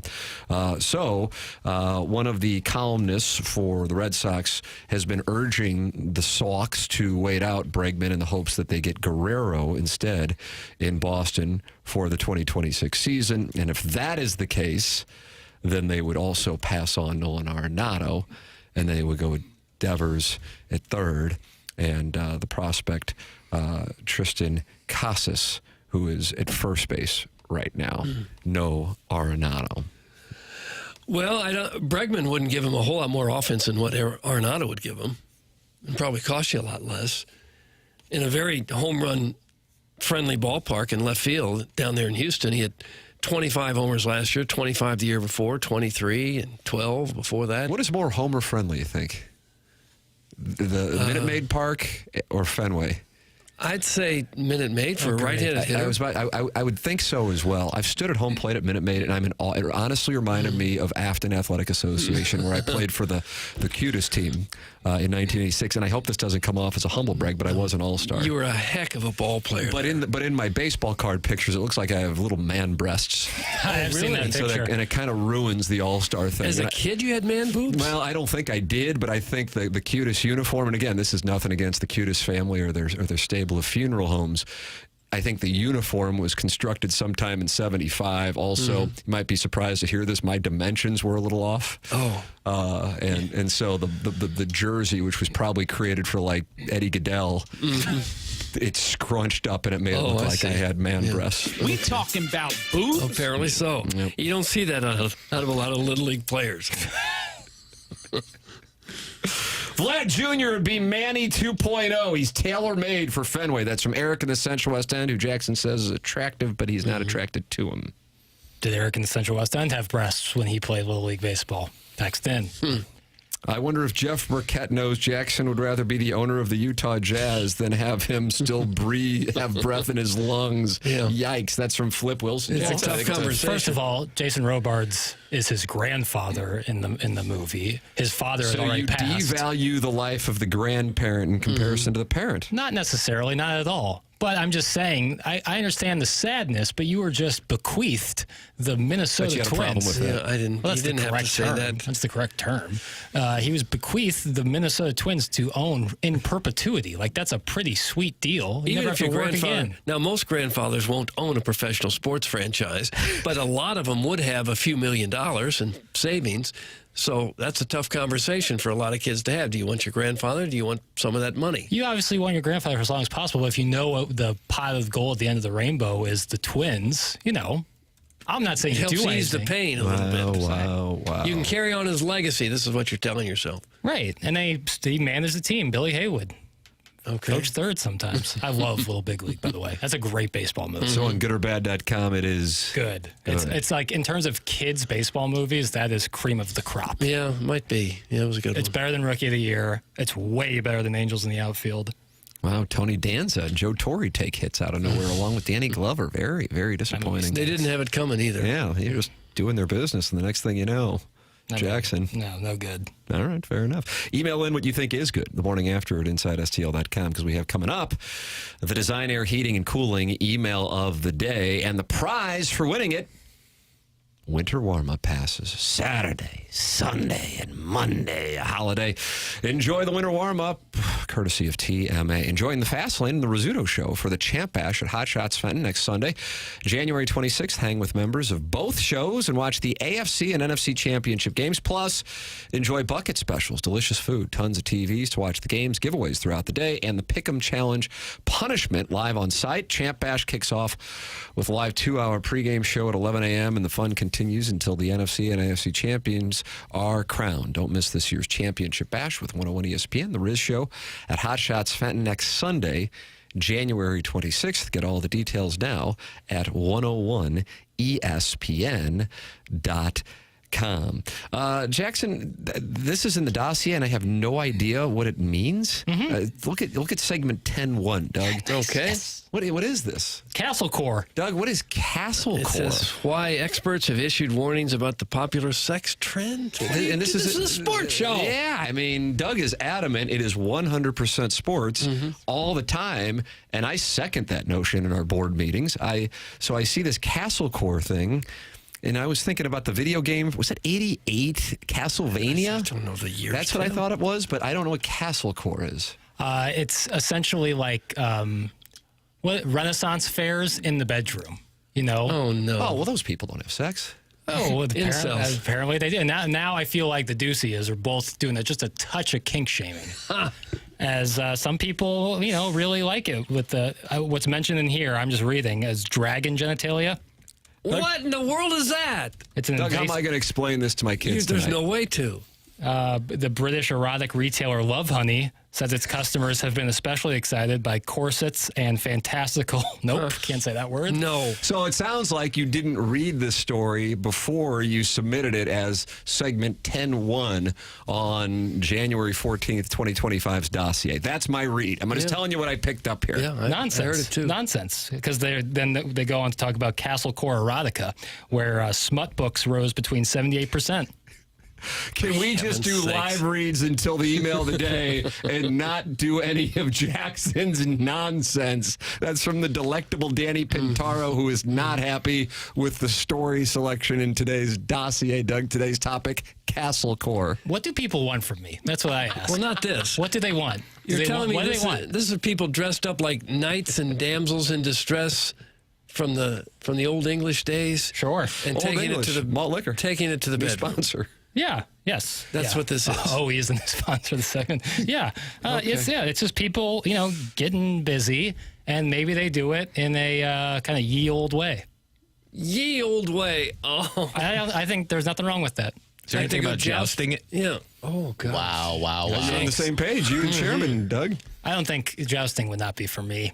Even if you win, it doesn't seem like it's like great. You got to do it again. Thank goodness. I was waiting for the dragon talk. That's from caller Buzz. Like Sounds what? Like we he's do not this happy. often? Like we talk about dragons all the time? What's that restaurant with like a jousting kind of old English theme? Well, they have that at the Excalibur in Las Vegas, one of the top properties to stay at, I think. Medieval Times? That's the one. Medieval Times. Shout out to Mike Ryder for that one. Oh, wow, Ryder. Quick on that. Yeah. Yeah, I don't know. I feel like a lot of that has gone out of business. Like dinner theater in general. Like, are people really looking for dinner in the show at the same time? You know what people want from you? To stop your stupid updates. That's from Eric in the Central West End. Not happy with the jazz score from last night. I didn't give it. Did I give a jazz score? I can't remember. It was so long Stick ago. to furries, nerds. That's from Dickie Betts. No, see, these people are kink shaming. Like, it's cool, You can absolutely kink shame if the people are nuts. What about that is nuts? About being a furry? No. I'm sorry, you're nuts. If you're furry, you just are. I have to tell you, it sounds like you might be kink shaming. I am absolutely kink shaming. Yeah, there's no debate. What are you doing? And if you're wearing jousting equipment and you're going to the bedroom with that, you're nuts. Well, you're a nut job. Logistically, You're a jackwagon. Can you imagine trying to get busy wearing a suit of armor? No, that's what I'm saying. It's like you have to remove some of that. But I liked the article about Castlecore. I don't know. Maybe I'm off. Well, it sounds like you were just reading it for the first time on the air when you were caught off guard by something that you thought might be too profane to read. Well, I didn't go word by word with it, but I was on my dining room table in my apartment last night. You haven't thought about experimenting with table this? with print? It's more of a four top. Would you call that a dining room table, or it was like a kitchen table? It's only four seats. It's not really a dining I room would table. call that a dining room table. But again, you're printing things out? No. I was on my laptop here, and I was reading. I was like, "What's Castlecore?" And I read the gist of it, and I liked it. Where'd this come from? New York P. You think you might experiment with this Castlecore? No, it's not for me. But I love Game of Thrones, and so I could get why people would get down with that. I don't know. And then the next segment, Doug, is OnlyFans Bonnie Blue claims she had sex with 1,057 men in 12 hours, broke world record. And then Jackson gives us his thought, you need to grow more compassion about open relationships. Doug, you can read it with your own eyes. Yes. That's what's in our dossier. You're We got the Blues and Flames. We got Missouri and Florida. Yeah. We got the Billikens and VCU. We got Gary Pinkel, and I want to talk some Mizzou hoops. Yeah, I feel more vindicated than ever. I don't believe this is true either. What? 1,057 men in 12 hours. This is exactly I saw somebody do the math breakdown. That means true. each gentleman got 40.9 seconds. Yeah, you couldn't do That's it. plenty. You couldn't shake that many hands in 12 hours. 10:33 in St. Louis. Email in about it. The morning after at InsideSCL.com. And then you're on your way to the winter warm-up. The Design, Air, Heating, and Cooling email of the day. Tim McKernan, Doug Vaughn, Chairman Kurt in for Martin Kilcoyne while he's onboarding Jackson Burkett with you. This is TMA. It's presented to you by Brown and Crouppen on 101 ESPN and YouTube.com/TMASTL.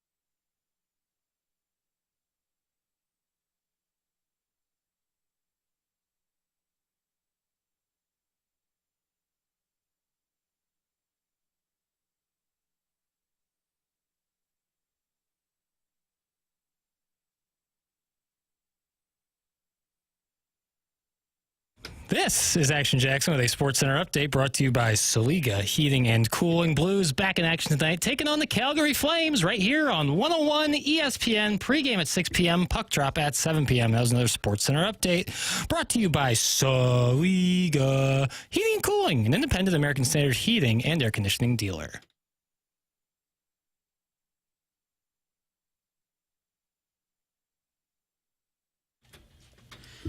Oh, Doug, out of nowhere. Is that a yakety sax? It's the yaketiest. P-Rock and CL Smooth, 1992? I don't know the years. Tim? I'm going to say this with a percentage of 98% certainty. But either way, 92 is going to win. And this is kind of the jam. It is TMA, Tim McKernan, Doug Vaughn, Chairman Kurt, in for Martin Kilcoyne. I think he's about halfway through his onboarding process. It's been like three or 4 months already. Yeah, we've been on here for 3 months. But it's a process. You remember how long it took you to onboard? It felt like it was about 15, 20 minutes. Really? Yeah. It was like a better part of a year and a half. Yeah, it was a year and a half. And there's Jackson Burkett on the ones and twos. You know, early in the show, we read Joe Lenardi's bracketology. Doug, good news. The Athletics, Joe Rexroad has released his. We don't need another bracketology. We don't need another hero. Tina Turner, Mad Max, Beyond Thunderdome. Missouri, well, they're in the tournament. And just like 2002, when they took on Jason Capoto and Steve Lavin on a Thursday night in San Jose, they'll be taking on UCLA, except this time they'll be doing so in Cleveland. We don't have any idea whether this is true or not. Now, the controversial thing about this bracketology from Joe Rexroad is the following. Florida is the 2 seed, whereas Missouri and UCLA 7 and 10. But Florida's going to have to play Cleveland State Cleveland. Maybe not. Wow. Dennis Gates, former. He just made up the bracket. And it's so fun to see what the committee is doing here with Dennis Gates getting a chance to take on Cleveland There's no State. committee. It's just him. All the paisans are going to be jumping with joy. They won't be. It's the craziest thing I've ever heard of. I'm going to make up my own bracket. Cleveland State, the 15 seed, to have a home game. I agree. It's out of line. Florida's being penalized. We're basically... Calipari, Izzo, and if Patino was in here, we're talking Italian special. We're talking rigatoni, marinara. That's not what you're talking at all. They don't just sit and eat all day long. They have lives. They. What do you mean by the coaches that? he was talking about? Italian coaches. It's not just always about eating. No, Patino, a little different in the restaurant. Oh, I don't know what I said. Illinois, 4 seed, but they got to go to Seattle to play Middle Tennessee. I don't know where they're going. The regular season is what, about half over? That's it? A little less. And we already know exactly what city they're going to be playing in and who they're playing against. But here's the thing. Illinois is the 4 seed, and they're going to be at a disadvantage because in the next round, they play Gonzaga, and Gonzaga is going to have like a home court advantage. That's not fair. If I'm an Illinois fan, I'm furious. Am I the only one that hasn't lost his mind here? Well, it hasn't happened. It's all made up. Gonzaga has lost to UCLA, Missouri's first-round opponent. How do you think that will affect We don't know who their first-round opponent's going to be. Are you we don't denying even know that Gonzaga lost to UCLA? Yeah, 65-62. Mick Cronin on December 28th. Big Cronin. Doesn't strike me as an LA guy. Date if you get a start time for the game. No, that would be stupid. Yeah, it would be stupid. I hope it's not one of those afternoon ones. I like them. I like them at night. Probably going to be in Cleveland. Yeah, but the thing is, like, my tournament enjoyment when Missouri's in it, if they lose, the rest of the tournament's not as fun. But if they're playing later at night, I can watch that whole day of action and be like, on pins and needles. Sounds like you haven't liked a lot of tournaments. No, I haven't. Rich Gould, very defensive of Nick Sirianni. Rich Gould, of course, friend of the show. Sometimes we've had him as a guest. Sometimes he's just walked in the middle of the show. Either way, it's wonderful. And he told Deion Orlovsky, friend of the program, to go piss up a rope when Orlovsky was critical of Nick Sirianni. I think Rich feels vindicated now, but Nick Sirianni now is getting him riled up in Philadelphia this morning. Nick Sirianni offered a strong defense of A.J. Brown, saying he was, quote, definitely okay with the wide receiver reading a book on the bench during the game on Sunday. I found that odd. and pushed back on those, like you, Jackson, who speculated what was behind Brown's actions. He said, Sirianni's comments during a radio appearance on WIP, another storied sports radio station on the East Coast, after Brown stirred conversations by reading the book Inner Excellence by Jim Murphy on the bench during the Eagles' wild card playoff win over the Packers on Sunday. Quote, some guys pray in between, some guys meditate in between, and AJ reads in between. Whatever these guys need to do to put their mind in a place where they can play with great detail and great effort, I fully encourage them to do that. For the record, he had 1 catch on 3 targets in the game, leading to questions of whether or not he was acting out of frustration. So the guy plays a little, he comes back, he sits on the bench, and he opens up a book. Yes, Inner Excellence. That's a little weird, too. I'm with you, Doug. You and I are in lockstep. There's plenty of time to read. That during a game is not one of them. I thought it was a little look at me, you know? I think so. I thought it was a touch look at me, and I really like A.J. So you think he was irritated by the fact he only had 3 targets? No, I just think, and like I said, I really like A.J. Brown. I've listened to some interviews with him. He's very sincere about his work. I personally, I think I don't know. You don't read on the sideline. You're with your team, you know? I don't know. If it's nothing but an optics thing, it's an optics thing. Like when you're reading on the sideline, it seems like you're somewhat disinterested in the action on the field. And that might be superficial and just looking at it from a surface level thing, but that's how I see it. What if you're reading the newspaper or a magazine or something? Wouldn't that look pretty darn stupid? Yeah. Optics are important. Yeah. I mean, I agree. If he's reading anything, shouldn't it be the little iPad that they get to see what the plays are? Microsoft Surface, please, thanks. Yeah, branding, please. That would make more, like you could do it in a secret way. You could just read it on the Surface, but to bring out the paperback, which I respect. I love a paperback. I respect it. It makes you look uninterested in what's going on. I agree. Rich Gould's guy, Nick Sirianni, said this morning, we don't do any research and we jump to a conclusion. That's a shot at our industry. Yeah, geez. He must be disgruntled. That to me is lazy, Sirianni said. Everyone needs to figure out why he's doing it before they jump to a judgment on the man, because the man, A.J. Brown, is a great, great, great person. The man, A.J. Brown, is the best receiver, and I'll say it without hesitation, the best receiver that this city has ever seen. Oh, gosh. Geez. Yeah, Mike Quick takes a shot. Harold Carmichael. It's hard for me to watch when people are getting on him without doing the proper research of who the man is and what he's doing in the first place. Brown explained that he brings the book to every game and reads it because there are passages that bring him a sense of peace, and no, he wasn't reading it because he was discontented. Quote, I wasn't frustrated at all. I figured that's what y'all probably thought. Why do you always think I'm frustrated? Dang, I like to read. How about that, Doug? Well, a lot of us like to read, but it's still not appropriate to always be reading during a football game. Well, I like to work on my wedges, and ESPN here, 101 ESPN, has built a TrackMan for me. Mid-segment. So I can just kind of work on, my loft angle isn't where it needs to be, and I'm going to be able to work on that during a segment. I think that's the right thing to do. Yeah, I just think saying that A.J. Brown reading on the sidelines is a little odd is not a real shot at his character. I'm just saying he's odd. I can say that A.J. Brown, from what I've heard, seems like a wonderful human, but I don't necessarily like the idea of him reading on the sidelines. It's really weird, and it's probably never been done in the history of the NFL before. You think he's going to have a book this weekend when they take on the Rammies? He'll probably get a commercial out of it, or I think that's a good read, apparently. actually. Apparently the book has skyrocketed on Amazon. Of course, that book. So it might be like Oprah's book club when it's just A.J. Brown's book club sideline reads. Ladies and gentlemen, we're about to give away some winter warm-up tickets here for today's Design Air Heating and Cooling Email of the Day. You know what I'm fed up with? This Arctic Clipper and being filtered 5 days in a row. Chairman Kurt, you've been filtering?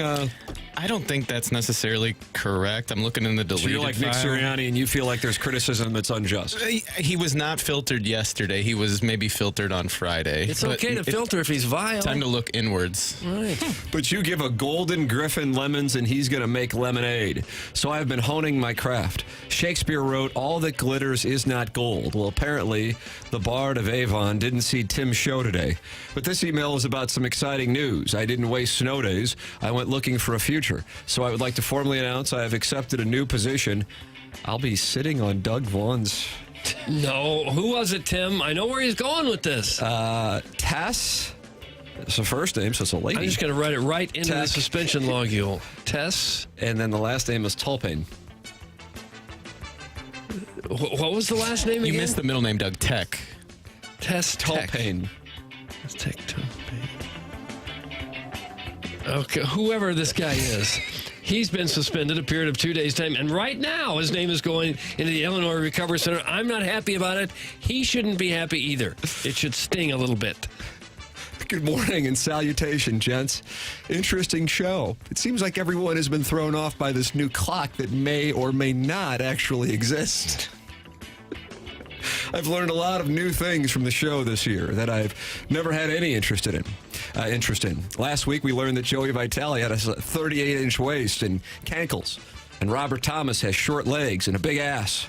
Jackson's in love, but also like something called Castlecore, which is where people dress up like knights and get busy. And Doug is not happy. Libby Jack wishes he could grow a man bun, which is par for the course.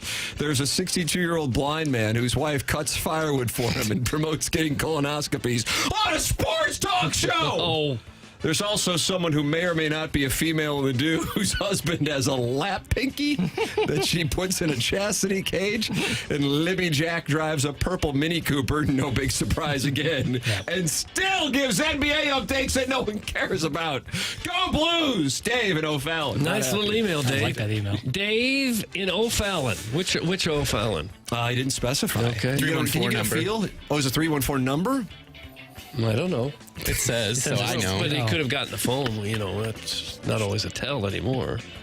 Good morning, gentlemen. Haven't had a chance to listen to today's show as I'm a loyal PLTDer, but I figured I'd email in with a funny joke.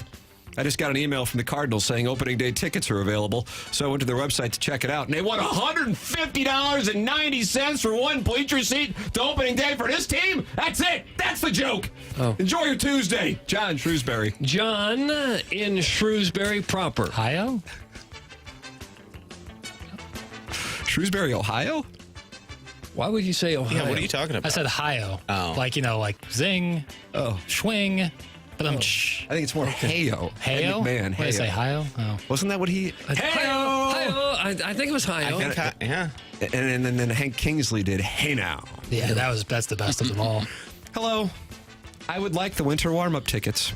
Can I tell Marmol how bad of a manager he is when I go and represent you? What about our lame duck president of baseball operations? He can stick a bow tie, and then it gets graphic. Well, it shouldn't have. I would like to give joyous blessings to Mason Wynn, the face of the franchise. Gosh, can I get a piece of him? Oh, gosh. That's from Droid Effects. His name's Devin. Droid Effects? Yeah. His name is Devin. He's new.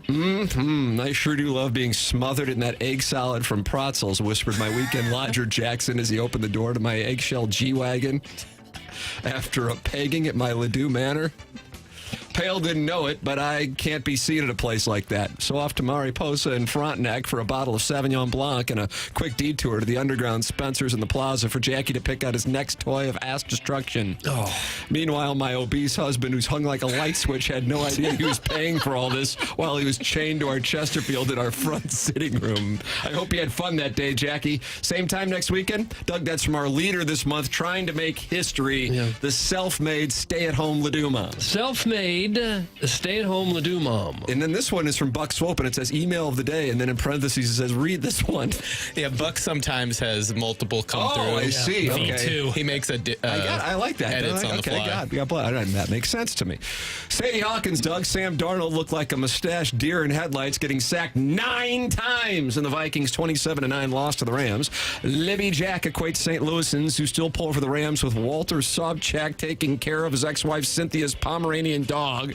Professional bracket dork Joe Lenardi has the Pelicans playing the Illini in a 14 versus 3 first-round matchup while he has Mizzou facing Dayton in a play-in game that Libby Jack refuses to admit is a play-in game because he still needs to take inventory of himself while fantasizing about having a man bun.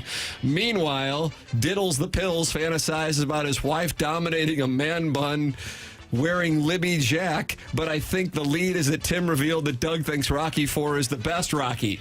I bet that Brigitte Nielsen has bossed a few of the more popular MMFs in her day. I like the term boss. I don't care for it. If Chairman Kurt can't book that one guy's daughter to ask her about the SEC coach who slid in her DMs, maybe we can get Brigitte Nielsen to talk Stallone, Gastineau, and Flavor Flav. Ours is the type of presentation where the title sponsor feels free to drop it at any time and ponder why the C word is so offensive. Time to take a break. Up next, we've got a foul-mouthed comedian named Randy who laughs at his own material and enjoys drinking and driving a semi-truck.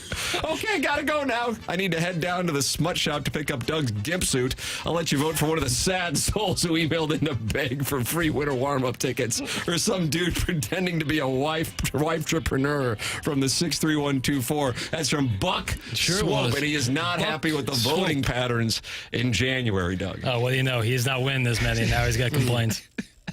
So is that it, or is there another one? That's right. Okay. There was a late submission. Yeah. You know that clock, Chairman. Okay, I'm going to vote for Buck Swope. I thought he had the best one. Do you feel like you were bullied into it? No. I just thought it was best email. I like David O'Fallon. Oh, did you? I'm with the chairman. I like David O'Fallon. David O'Fallon is on the board, and he's going to the winter warm-up this weekend. How about that, Doug?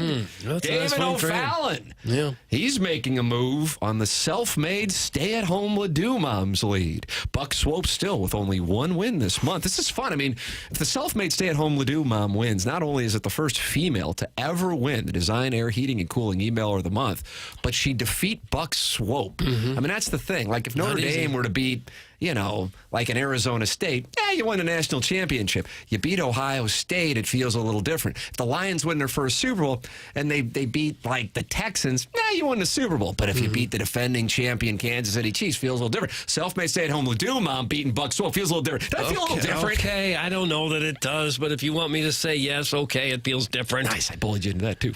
Time for us to go. We got to go. BK and Ferrario are coming up next. You miss anything, go back and watch the show on YouTube, youtube.com/TMASTL, or podcasts like The Dickens. That podcast is brought to you by Schaefer Door Company. For Jackson Burkett, for Chairman Kurt, for Martin Kilcoyne, for my brother Kevin, for Douglas Elvin, Vaughn, and Tim McKernan, this has been TMA, presented to you by Brown and Crouppen on 101 ESPN and youtube.com/TMASTL.